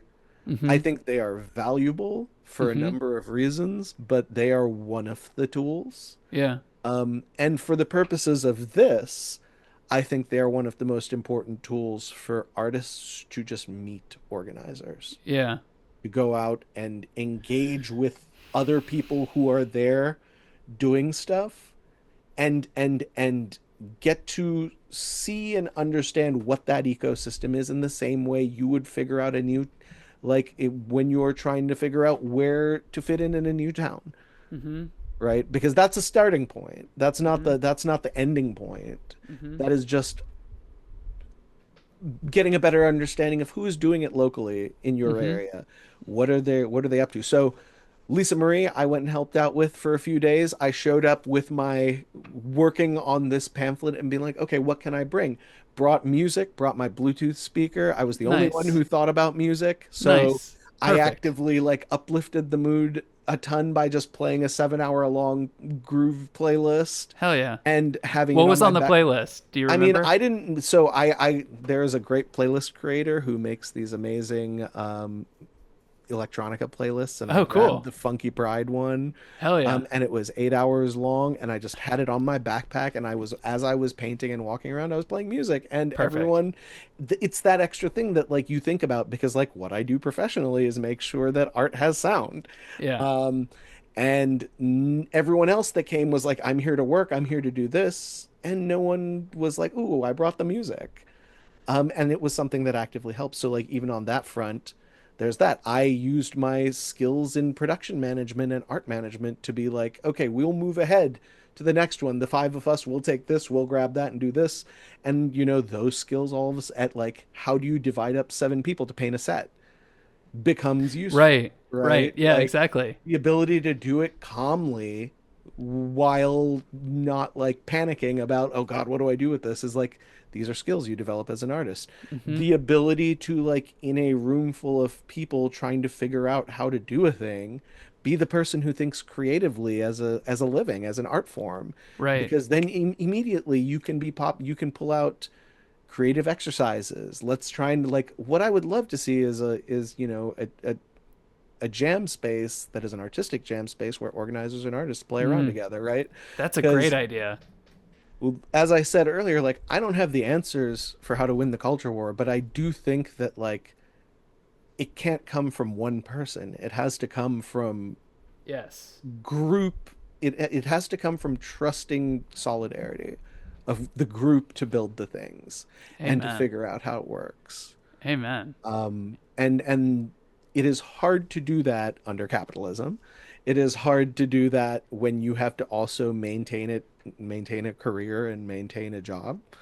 And that is that is what makes this a hard ask, right? Yeah. That is Yeah. what makes it like the thing that has been around since the first Trump election is this idea of like protest brunch, right? You go, Yeah. and I saw Yeah. a lot of that in Yeah. January and February. Yeah. People that come out with their quippy sign to get the cool Instagram photos Yeah. and then go do something else. And I love a good sign. Don't get Yeah. me wrong, but like having quippy signs isn't going to necessarily change anything if you aren't also there to build connections and Absolutely. community and care about the things that in a deeper, more meaningful way. If you're doing it from a superficial way, it's always just going to be like, let me scratch this quick protest itch and pat myself on the back and keep going, versus like, do we actually want to try and stop this thing that is actively happening right Right. now? Right. Um, And I don't it's thinking about artists, people who might be listening to this, right? Like I think your call to action is super clear about, you know, protests being a helpful vehicle to bring people together, for artists to meet organizers, that sort of thing. If I'm an artist out there, you know, I'm looking to contribute or something, you know, what do you want to see more of? I mean, you know, obviously, you know, we're doing the leftist Joe Rogan thing, so that's yeah, already covered. yeah, yeah. So we don't need more of that. I Yeah. want to see puppets storm the Capitol. Um, Honestly, listen, I wasn't kidding. not a bad idea. Um, Not a bad yeah, idea. no, but what I want to see is not important. Like what I would like to imbue any artists listening to this is that like we are at a point where like I go to there's one of the orgs that does stuff in the DC area, movement, oh boy, I'm gonna forget their name. I'll put it in post. Their movement infrastructure, something or other. Their whole thing is teaching people the artistic skills needed for doing protest actions. Mm. How to tie ropes, how to hang posters, how to make posters, how to Oh, make that's great. banners, how to like best prep for Is movement this them? infrastructure project. Yes, Yeah. that's the group. Very cool. Well, It looks like they have both. yeah. Let's see if Anyway. it's the same thing. The green looks very familiar. Yeah, it's this group. So yeah, Okay. their whole so I went to a couple of those in the lead up to the march because they did the unwelcome committee. The whole idea was they Oh wanted to yeah. Yeah. build a Yeah. Yeah. lot of art and put it up around the city in contrast to what was going to happen. So I went out there as an artist and I found myself helping volunteers teach them how to properly space letters on a sign. Like Mm, there are mm-hmm. basic artist skills that we have as creatives that are useful in these spaces, even just to help volunteers think creatively and someone to like do a little bit more than they might know how to do by not having any artistic background. Like we Mm-hmm. forget that there's things, a lot of things we take for granted as part of our artistic practice that are not obvious to most people, That's very true. who are otherwise well-meaning and have a ton of skills in real life things that actually matter, and that is great for them and all. But when it comes to stuff like that, like looking at a, so one of the cool things we did in one of those build sessions was there was a guy who had an idea for a sign he wanted to make to hold up at his circle in the like northwest area somewhere with his neighbors, Mm-hmm. and he had this idea for a sign, so it was like, let's make this sign. We had a Mm-hmm. big banner that we repurposed and painted. We plotted out where the letters would go, what colors to use, what the color scheme was that would pop out the most. We talked about how many people needed to hold it, and whether it needed grommets or whether it needed this, and then we all painted it together, Hmm. and it was great. Yeah, that's awesome. Rose Jaffe, who's another artist in the Yeah, area. love Rose So Jaffe. Rose hosted another one of the art builds for the Movement Infrastructure Project, and I went to that. There was a ton of people there who just were there to help make art that could go up. So things like stencils that could be easily picked up by anyone and figured out were there. And here's a large thing that everyone can paint a little bit of. I know it seems like it is just like hanging out and making art, and but there are people who are looking for any way to channel what they are feeling right now Right, out. right. And I saw that in Philly because, as someone who goes to conventions, the fucking costume and sign game in Philly was on point. Oh, that's great. Because I think this is important. Protest is one of the few spaces where average people can come out and lash out creatively. Mm-hmm. Ooh, I love Um, that. Yeah. and I think that it is why, like, artists being part of organizing and being, in Philly, we walked ahead of the protest, and because I wanted to scope out the like stage that they had set up in front of the Museum of Art. Mm-hmm. And you go up and you see the actual, like, the back end of protest that is the same as the back end of any other production. They're setting up speakers, they're testing video equipment, they're testing microphones.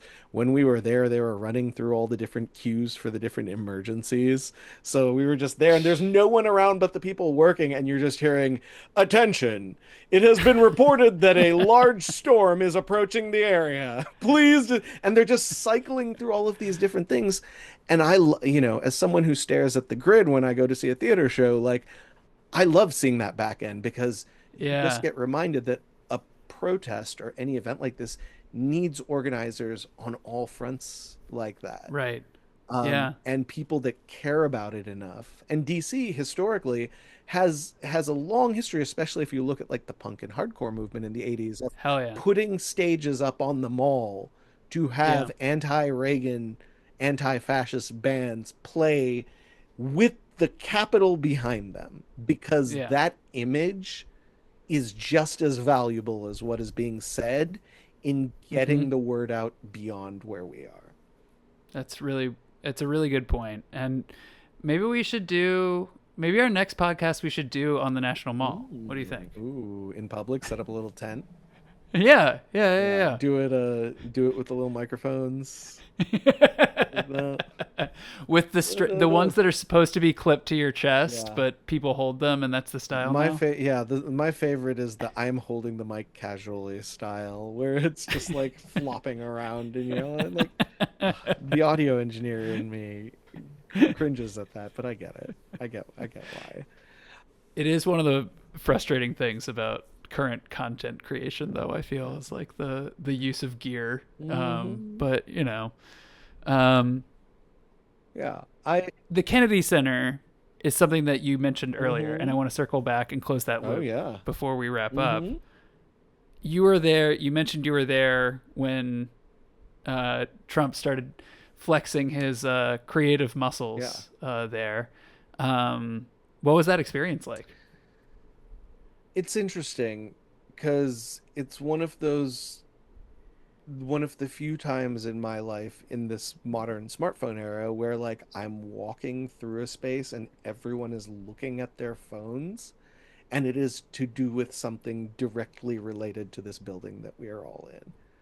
Mm-hmm. Because I was in the building when that initial announcement came out. Um, and The one where he said he was like firing Yeah, whoever. Was that whatever the initial the announcement? first Yeah. major, like, Trump Kennedy Center news drop that Yeah. hit, like, there were so many that came out after that. But I was in the building on the day that was happening. Um, and it's the kind of thing that was part of his barrage of initial news, like, Right. let's what's the Steve Bannon shotgun Flood the flood the zone. zone shit. Yeah, Yeah. the Yeah. it's one of like 100 news items that came out that day or Right. something, right? Right. But Yeah. being in that space where it actually is the target, is Mm-hmm. actually where the fallout is. Mm-hmm. Um, the way that it affects the environment of people working there, and like specifically, I don't know how much I can actually talk about of this because Sure. I don't, Yeah, I yeah, like, I yeah. want to respect their privacy and be like, Of course. there was a lot of people at the Kennedy Center who I worked with who could not talk about it for contractual reasons at the time of what was happening and stuff. Um, Mm-hmm. there was just a lot of frustration and glum like Mm-hmm. energy around it in a way that led to some interesting conversations just around like, and I have very complicated feelings about what happened to the Kennedy Center. The Kennedy Center is a victim of the culture war, and it's not just because of the right. The Mm-hmm. way in which everyone dropped, they're like, we aren't going to fight for this. um, That is something that I've been really surprised to see, not just at the Kennedy Center, but Center Stage in Baltimore mhm, also said, all right, yeah, you can cut our grant funding. yeah. We're going to keep producing whatever Mhm. we want. But by and large, a lot of people have rolled over. Is that what happened at the Kennedy Center I as mean, well? I'm not talking about employees. I'm talking about like, I'm Leadership? talking about the public opinion. Um, I'm Yes. talking about the Yeah. fact that the moment, like, Trump is so powerful, the moment Mm-hmm. he just touched the Kennedy Center, everyone Yeah. said, "Fuck it, we're canceling. Kennedy Center's Yeah. canceled now." Yeah. Um, Yeah.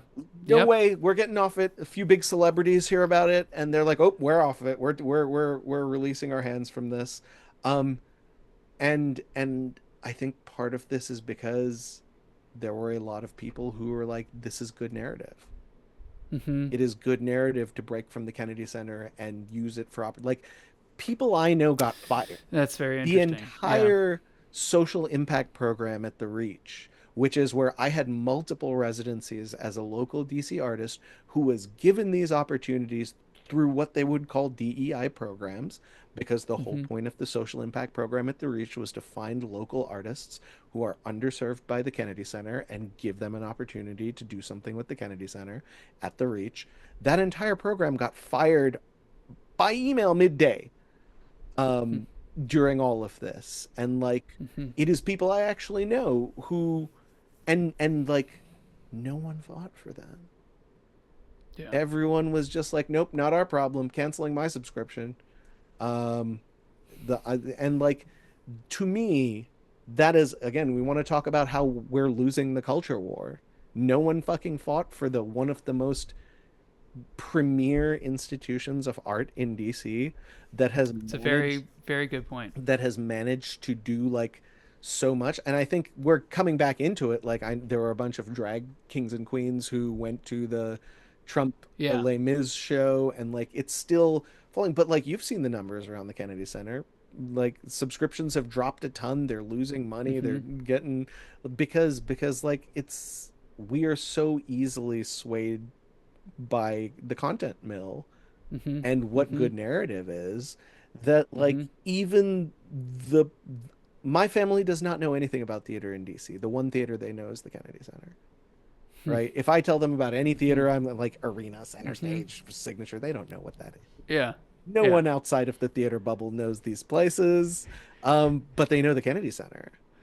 Of course. And they were very excited that I was working at the Kennedy Center, and like, that is how important that institution is to the greater public, and Yeah.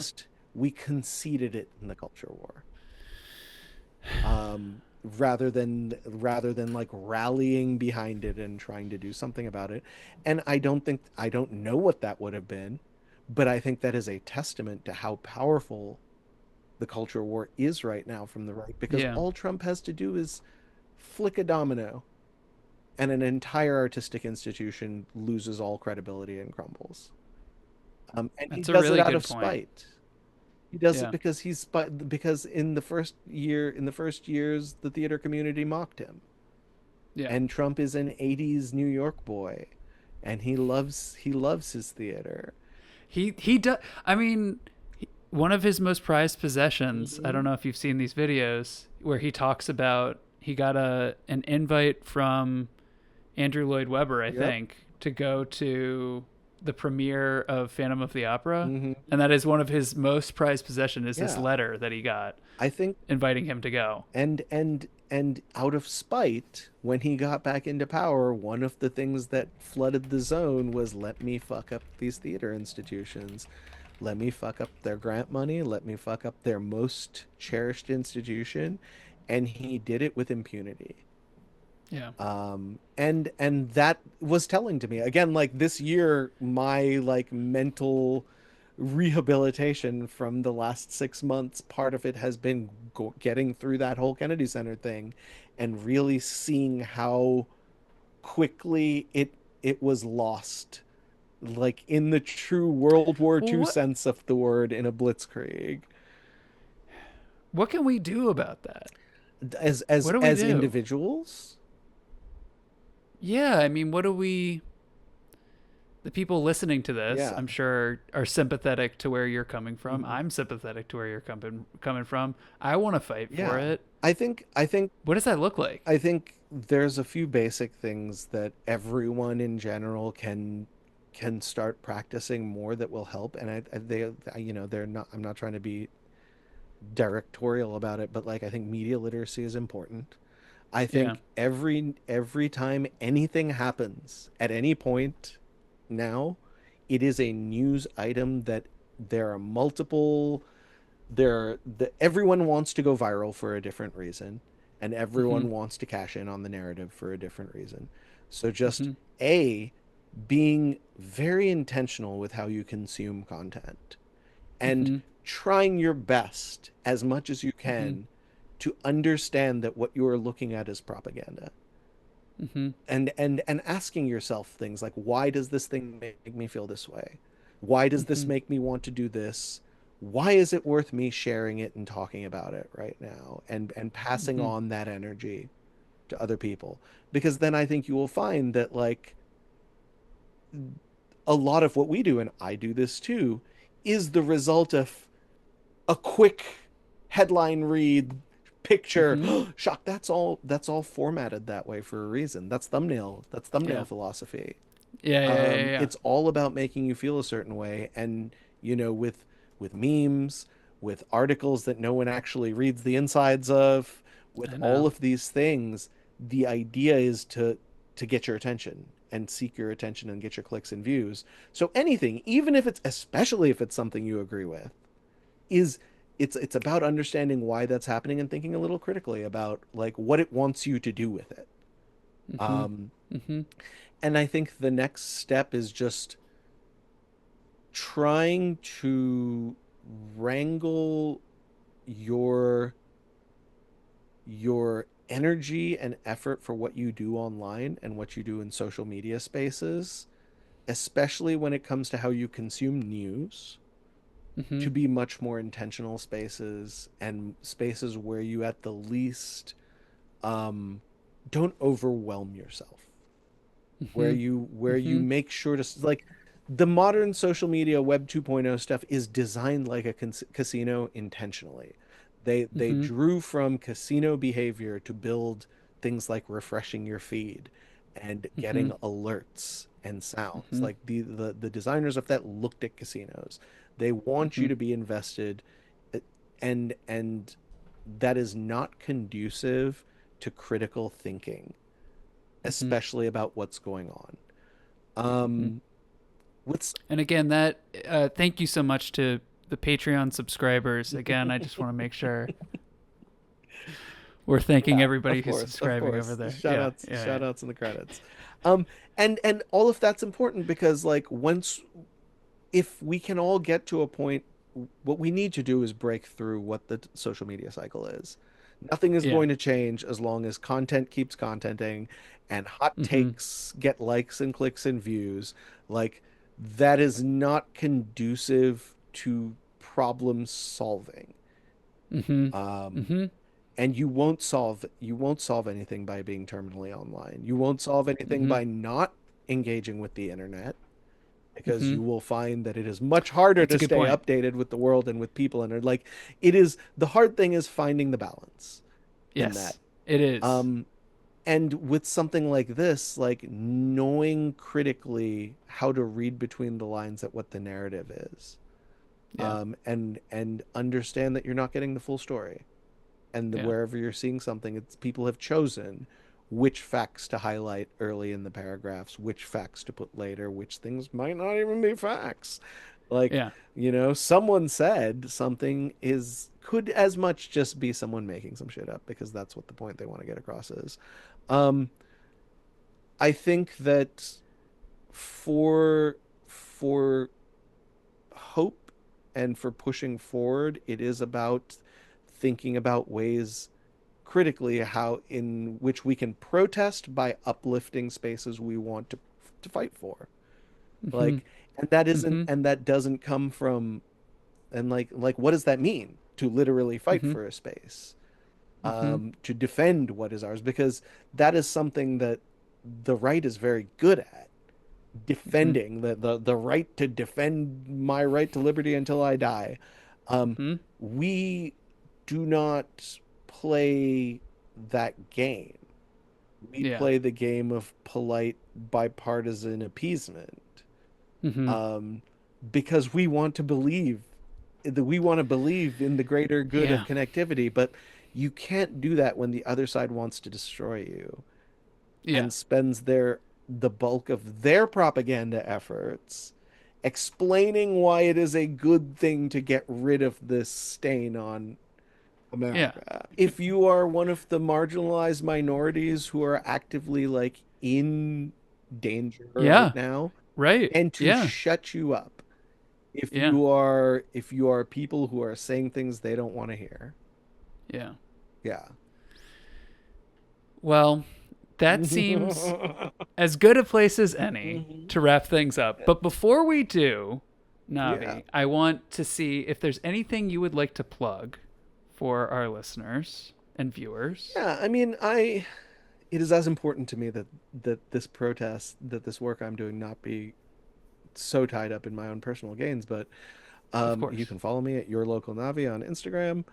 It is where I put any updates really about the art I'm making and the things I'm doing. I am going to be releasing new music at the end of the year Let's that is go. tied into a lot of the stuff that I've been thinking around these things.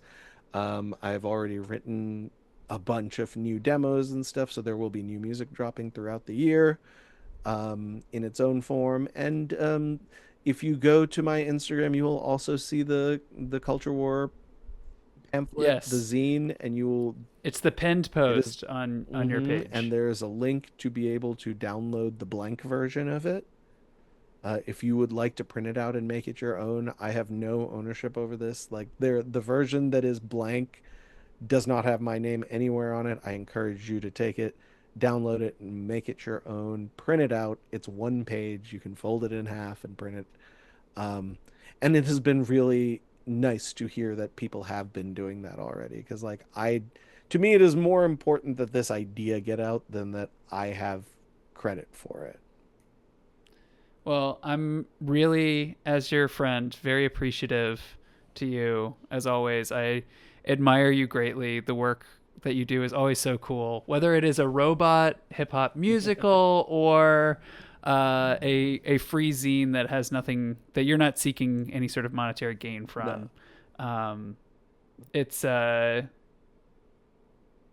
you're a very talented guy. You're someone who inspires awe. So thank you Welcome to the for what show. you're doing to get people energized and to fight apathy. Yeah. And I would love to have you back on the show sometime. I Oh, feel like yeah. we We'll barely check scratched in, the Frankie. surface Got here. to find out what Yeah, your effort is and yeah. how you going to do it. What can I? Well, maybe that's a good place. Maybe that's a good last question. What do you want to see me do? I mean, What should I I don't want do? to tell you Tell what me to what to do. I do. don't want to tell you what to do. Here's what I mean. Here, let's as a closing exercise. I'm going to Yeah. ask you the two questions that are on the back of this. That are just Yes. that's the Let's only go. two questions that matter. Um, Okay. why do you think the culture war is worth winning? What reason do you have for enlisting? Um. I think the culture war is worth winning because I think there's far too much at stake. I think we're seeing the effects right now of the losses that we've suffered in the culture war and the ways in which it's directly impacting people in my life and like you, other people in our lives as well, I'm sure. And I and being having nieces and nephews, like I'm concerned about the future, and I want to fight for a good future. You know, as cliche as that sounds, Yeah. I sound like I'm in a Terminator movie right now. Maybe I should add the dun dun dun dun dun behind me or something. Do you have But that's how I any, do feel. you, what would you say was the closest you have been to being actively involved in the culture war? In the culture, well, so it's interesting. I haven't talked about this a lot on the podcast yet, but I was a regional organizing coordinator with Swing Left for a few years, 2018 to 2020, Hmm. and so that was like the most like politically active I had been as an organizer, and that is very hard work. You get burned out. It's a tough industry, um, but it was good work. And in terms of the culture war, I mean, I think like, you know, the improv shows, the stuff with Pointless, I think was When you were probably out the doing peak. organizing, Yeah. what were some of the times you encountered people who had completely different views from you? Knocking on Yeah. doors is always Is there a you're moment that stuck with you? yeah, I mean, I was knocking on doors, I think for Abigail Spanberger in 20 2018 probably.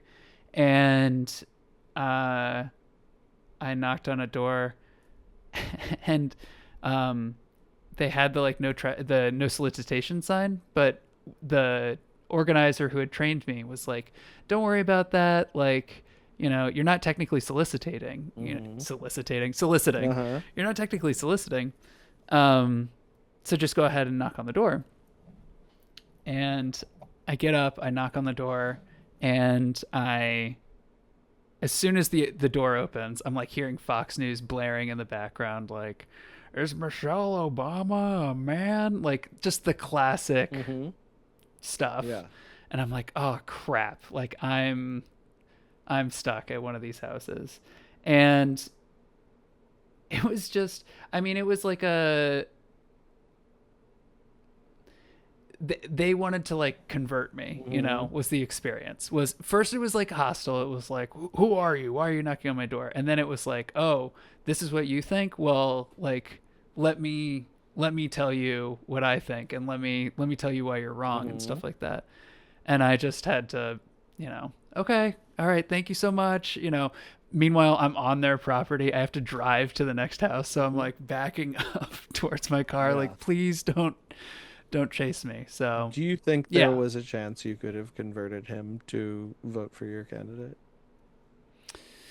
I don't think I don't think so. But one of the next houses, maybe the next house I went to, a lady came to my door and she was like, "No one from either party has ever knocked on my door ever," Hmm. and that was a like a core memory of Yeah. organizing, of being like, people don't, like you were saying, like taking the time to like get to know the people around you, Yeah. and like actually having conversations and stuff. So that door knocking experience like has really stayed with me Hmm. since then.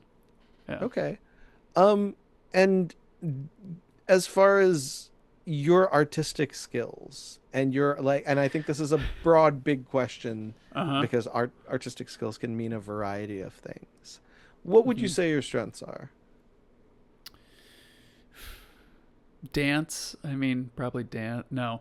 Uh, Puppetry. We Hmm. could put puppetry on there. Improv. I don't think that those are necessarily going to be the I most. don't know. So here's where my thinking goes, right? Uh If huh. you're good Uh at huh. improv, and I've seen you do improv, and I think you're good at group improv. Oh, thanks. Improv is sharing a moment with a group and hear listening to the room and guiding people. Like I've seen improv performances where people audience are brought up and they're taken care of while being brought in to participate. It's ensemble Hmm. building.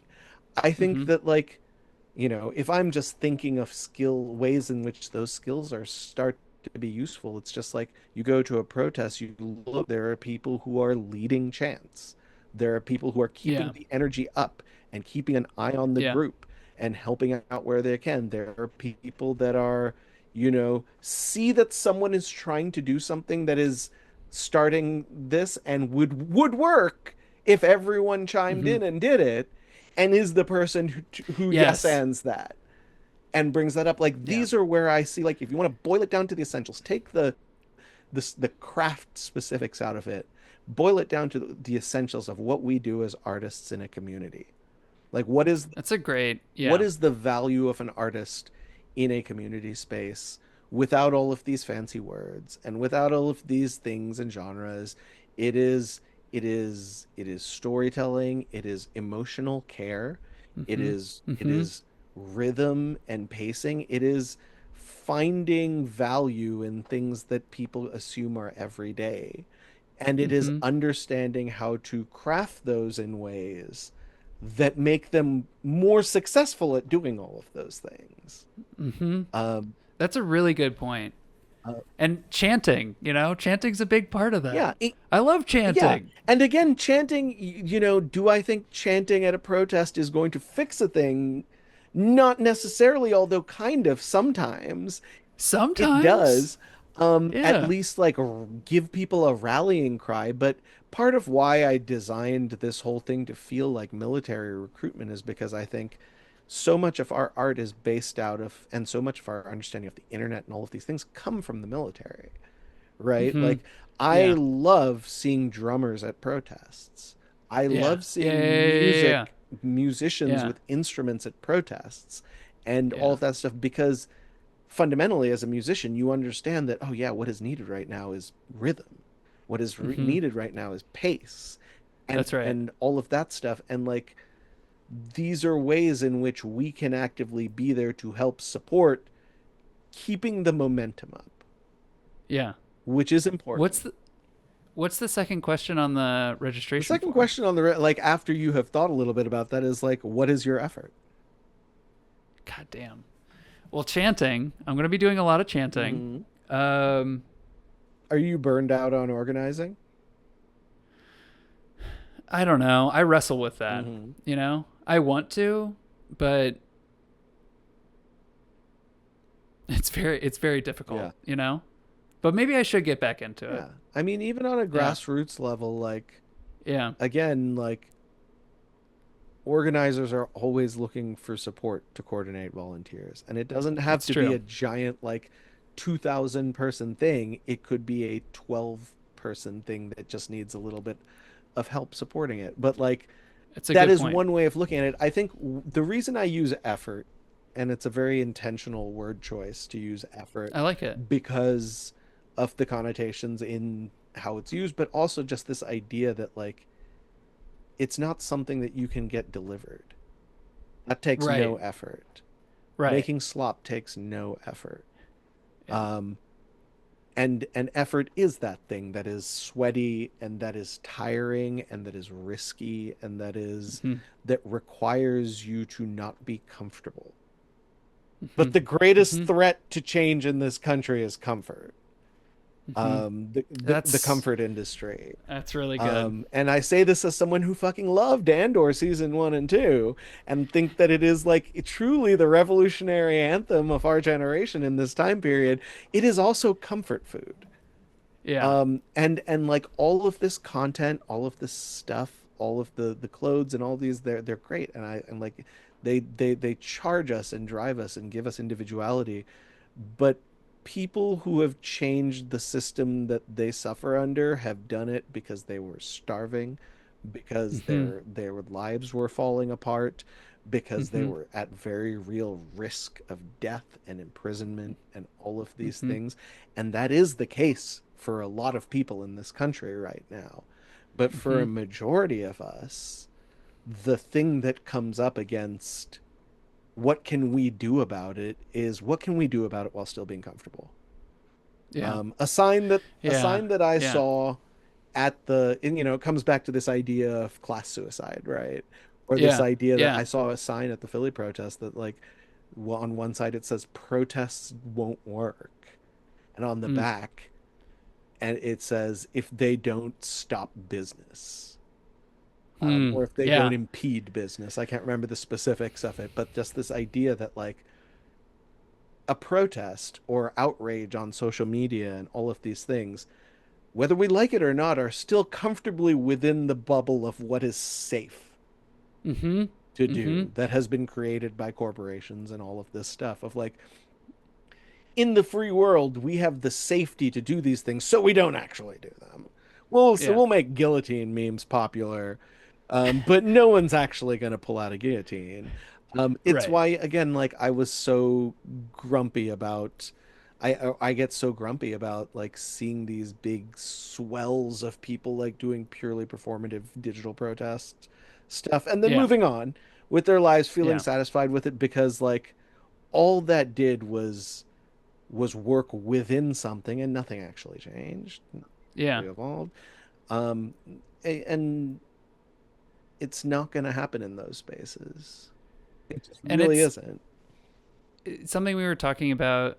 I don't know if this episode will come out before or after the episode that we're currently doing right now, Hmm. but I was talking to our friend Ashley, um, Ashley Arnold, and who's a Democratic organizer and stuff, and we were talking about like the idea of like really living your values and like being authentic and stuff, and like those people who are posting on their stories for likes or whatever, and then moving on to Hmm. to brunch or whatever. Hey, and I love brunch. Okay, Shout out to brunch. I don't want to hate on the protest brunch too much because that sounds great. Hmm. Like, and if that's what you're doing, that can be great. But there is a something to take into consideration with comfort, right? Yeah. And like really putting yourself out there and making an effort, like you Yeah, said. and that's the core of it. So like, I don't think I need to put you on the spot if you don't want to answer that question about like what your effort. But it is something I encourage you and anyone listening to this to be like thinking about both idealistically and pragmatically.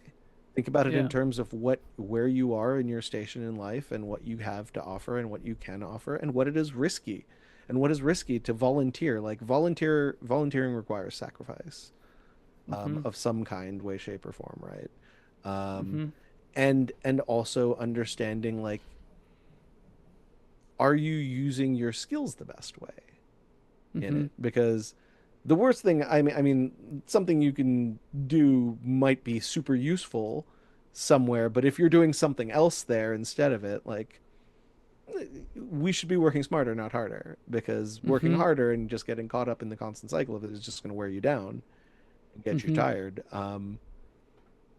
Yeah. Again, I don't think I have the answers on how to win it, but what I'm really trying to grapple with right now is shifting our strategy and how And we at think least about seeing it. it for what it is too, right? Because I think that there is something I'm hearing when you talk is like there can be sort of a denial. There's certainly a denial, like a wish to like push it away or not think about it.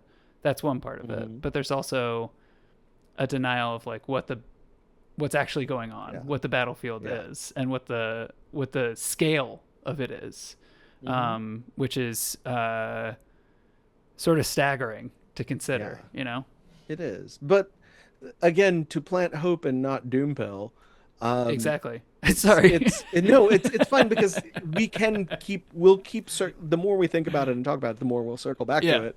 It's just is a Yeah. shitty situation, but like it starts with understanding that you as an artist have a I play a lot of video games. You have a skill tree that you have gone Mm-hmm. down Yeah. Yeah. that Yeah. has a Yeah. Yeah. lot of little things that have gotten you to the art stuff that a Uh lot huh. of people crave or need or want in these other spaces.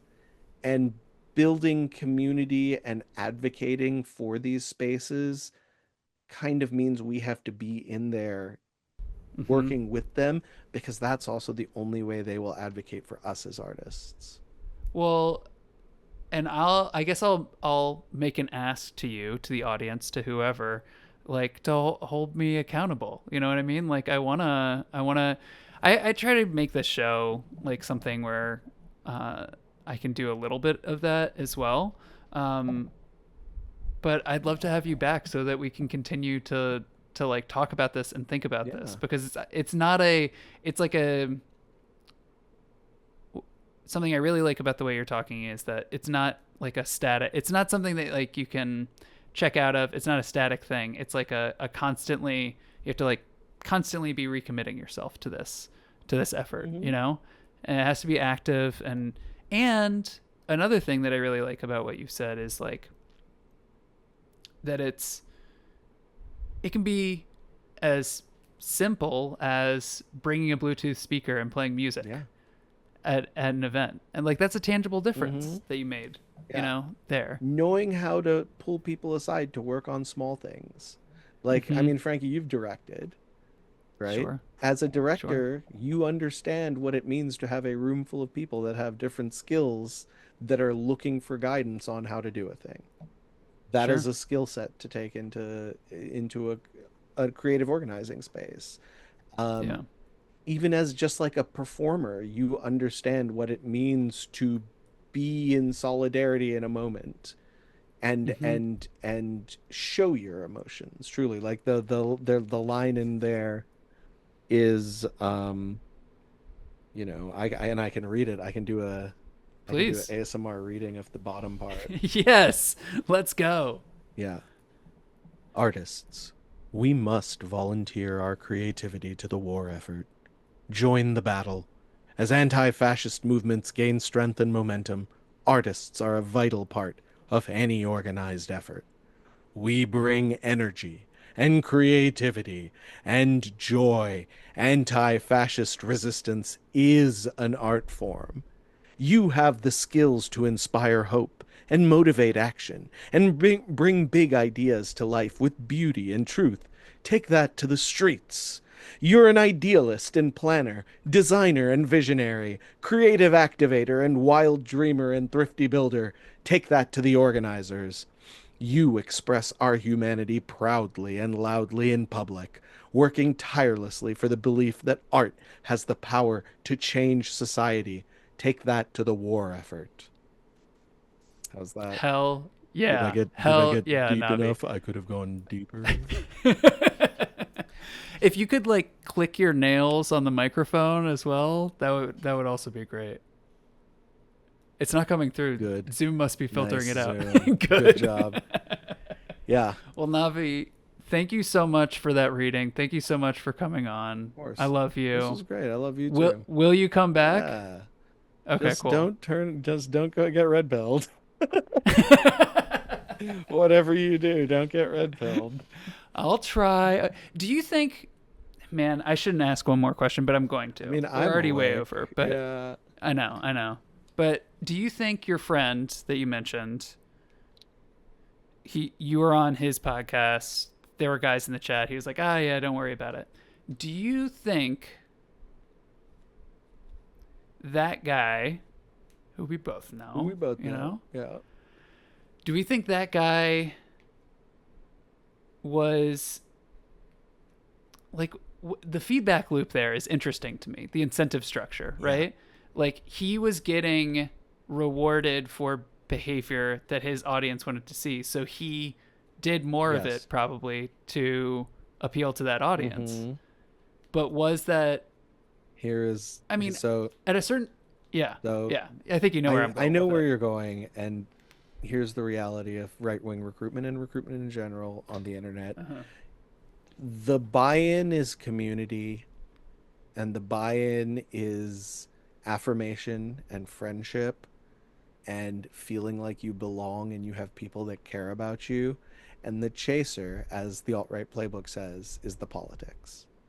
Hmm. I You see. do the and so much of us, even in the pre-internet era, like how the KKK would recruit, you play Hmm. up on these ideas of fear and alienation and isolation and disenfranchisement and feeling like you don't belong anymore and that no one loves you and that your voice isn't being heard, and you tell them we have that space for you. You Hmm. can be that here. You just also have to hate these people, and you also have to Hmm. believe this. And we as humans want to feel like a part of a Community. Yeah. community. And so I think him and so many people that got red pilled in the like 2016 to 20, again, so many eras of pipelines, and the Obama to Trump pipeline, and because this person Yeah. was definitely an Obama to Trump pipeline. Yeah. And so many people were, A, because for some reason white guys can't stop voting for the cool president. Um, and B, the idea that like I did this and it caused me to lose my Yeah. standing in society. Um, and those were the things that get played up. That's why you see a lot of people who have gone through divorces, messy divorces, and can't find women. That's why the incel community is so Mm-hmm. embedded in this. There's just this idea that like you are sad and lonely, and what we offer will not fix your sad and loneliness, but we will provide a space for you to come and meet other people Mm-hmm. who are just like you. Mm-hmm. And whatever happens in there happens. Yeah. Yeah. Um, Yeah. Yeah. and so to that extent, I do think that he is someone who, like many people of that era, had a lot of anger and resentment and feelings of losing status. Yeah. um, that when there were people that started giving him little dopamine hits for things, it eventually pulled him more and more into those spaces and wanting to have conversations around those things. Because again, who wouldn't turn down having Yeah. 2,000 viewers and listeners when you're used to 30? Yeah. When he live streamed himself going into the Capitol, it was as Yep. much a marketing thing for him as it was him actively wanting to do that. Like And it worked. he hit like When you sent 30,000 viewers at his peak. when you sent his stream. All right, this is a story I can't. This podcast first started after January 6th, by the way, Navi, Oh, because I yeah. was like, this is a crazy thing, and I Hmm. was thinking about it a lot. We were talking a lot at that time. On January 6th, 2021, when all the shit was happening, you texted a group thread that we're on about this guy saying that he was there and he was live streaming. And when you sent it, I feel like it was like 500 Hmm. viewers or something Yeah, like it was that. early in the day. They And hadn't then, even gone inside yet. They were definitely still yeah. out on the out. And this that became the way I was following the day because it was like 20 minutes ahead of what was going on the news. Hmm. Um, and by the end of it, the new like CNN, PBS NewsHour, or whatever was using the footage Hmm. from him. Hmm. I mean, he had, like you said, 30,000 Yeah. Oh viewers or yeah. something I like that by watched the end of it. his viewer count go from like the 500s to 2,000 to 5,000 to 10,000 to 20,000 as he kept streaming, and it emboldened him to keep streaming.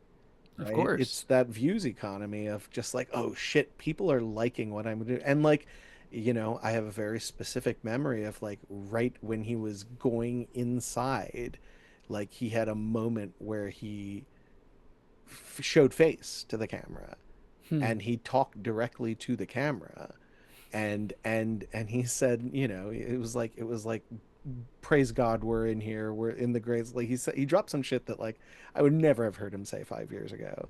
But he did it because there was 30,000 people watching. Mm-hmm. And what I loved, what was most notably to me when he was in there doing it, was that there was a ton of other people like him in there doing it too. It was a Mm-hmm. big, I it know. was, yeah, I it know. was, you just saw like a ton of people in there live streaming, Yeah. and like, oh yeah, this is what's happening. And for a while, I mean, obviously some people were doing wild shit. Uh-huh. But there was another group of people in there that were just kind of walking around like they were at a fucking aquarium or Hmm. something, just being like, oh, Hmm. like just kind of walking, like, what were they trying to do? And he was one of them. Yeah, because he had no plan once he got in Yeah, there, because he yeah, was doing it for the views, but he hit like the limit of what he was willing to do. yeah, Um, yeah. yeah, you asked, and we went on a whole tangent. I think the big picture is that the best we can do in these situations is create safe community spaces, both in person and online. Hell yeah. And be sure to enforce anti-bigotry in all those spaces, because radicalization of internet communities is a big part of how the right gets followers. And internet community spaces are just as important as in-person spaces, and it is not about like closing off things. It is about making sure that your community feels safe, and being and keeping it open enough that you are able to directly interface with people that may want to know more. Well said. Yeah. Well said. Before we wrap up, can we just make some crazy faces? Because this will be my first YouTube video, and I want to have like good, like, you know, for the thumbnail, Yeah. I want to have yeah. like really crazy faces. what's So the thumb? maybe we can do like 20 seconds of just like different faces that we can use as like reaction shots or whatever. So Are you gonna call out the reaction shots? sure, yeah. Like let's surprised. Let's do like angry. Okay. Let's do laughing. Let's do horny. Let's do for the last one. I don't know. Do you want to do like Civil War? Oh, like a. What do you like? We're punching each other through the edges. Oh, that's good. Oh wait, you're on that side. It's not gonna work. Oh wait, hang on. If There we you go. so on we my go. screen, if There you we went go. to the edge there and I went to the edge there, we would hit each other. I love it. And I love you. Oh, I love you too, Frankie. This was great. This was super Yeah, fun. good luck with all the things, and thanks for Come back. John in the Yap game. And check out Flying V. Is it just at Flying V? flyingv.org for all of the details for the stuff I do. Doesnavi.org for all of the stuff that I do. At your local Navi on Instagram. Or, don't contact me. That'd be great too. Just do your thing. And be sure to subscribe to my Patreon. Okay, thanks everybody. We love you. Bye. This has been a production of Frankincense Media. Theme music by Aaron Blyden. Follow us on Instagram at Frankincense Media. Email us at frankincensepod@gmail.com. Rate and review us on Apple Podcasts, Spotify, or wherever you listen to your podcasts. And be sure to share the show with your friends, family, and random strangers.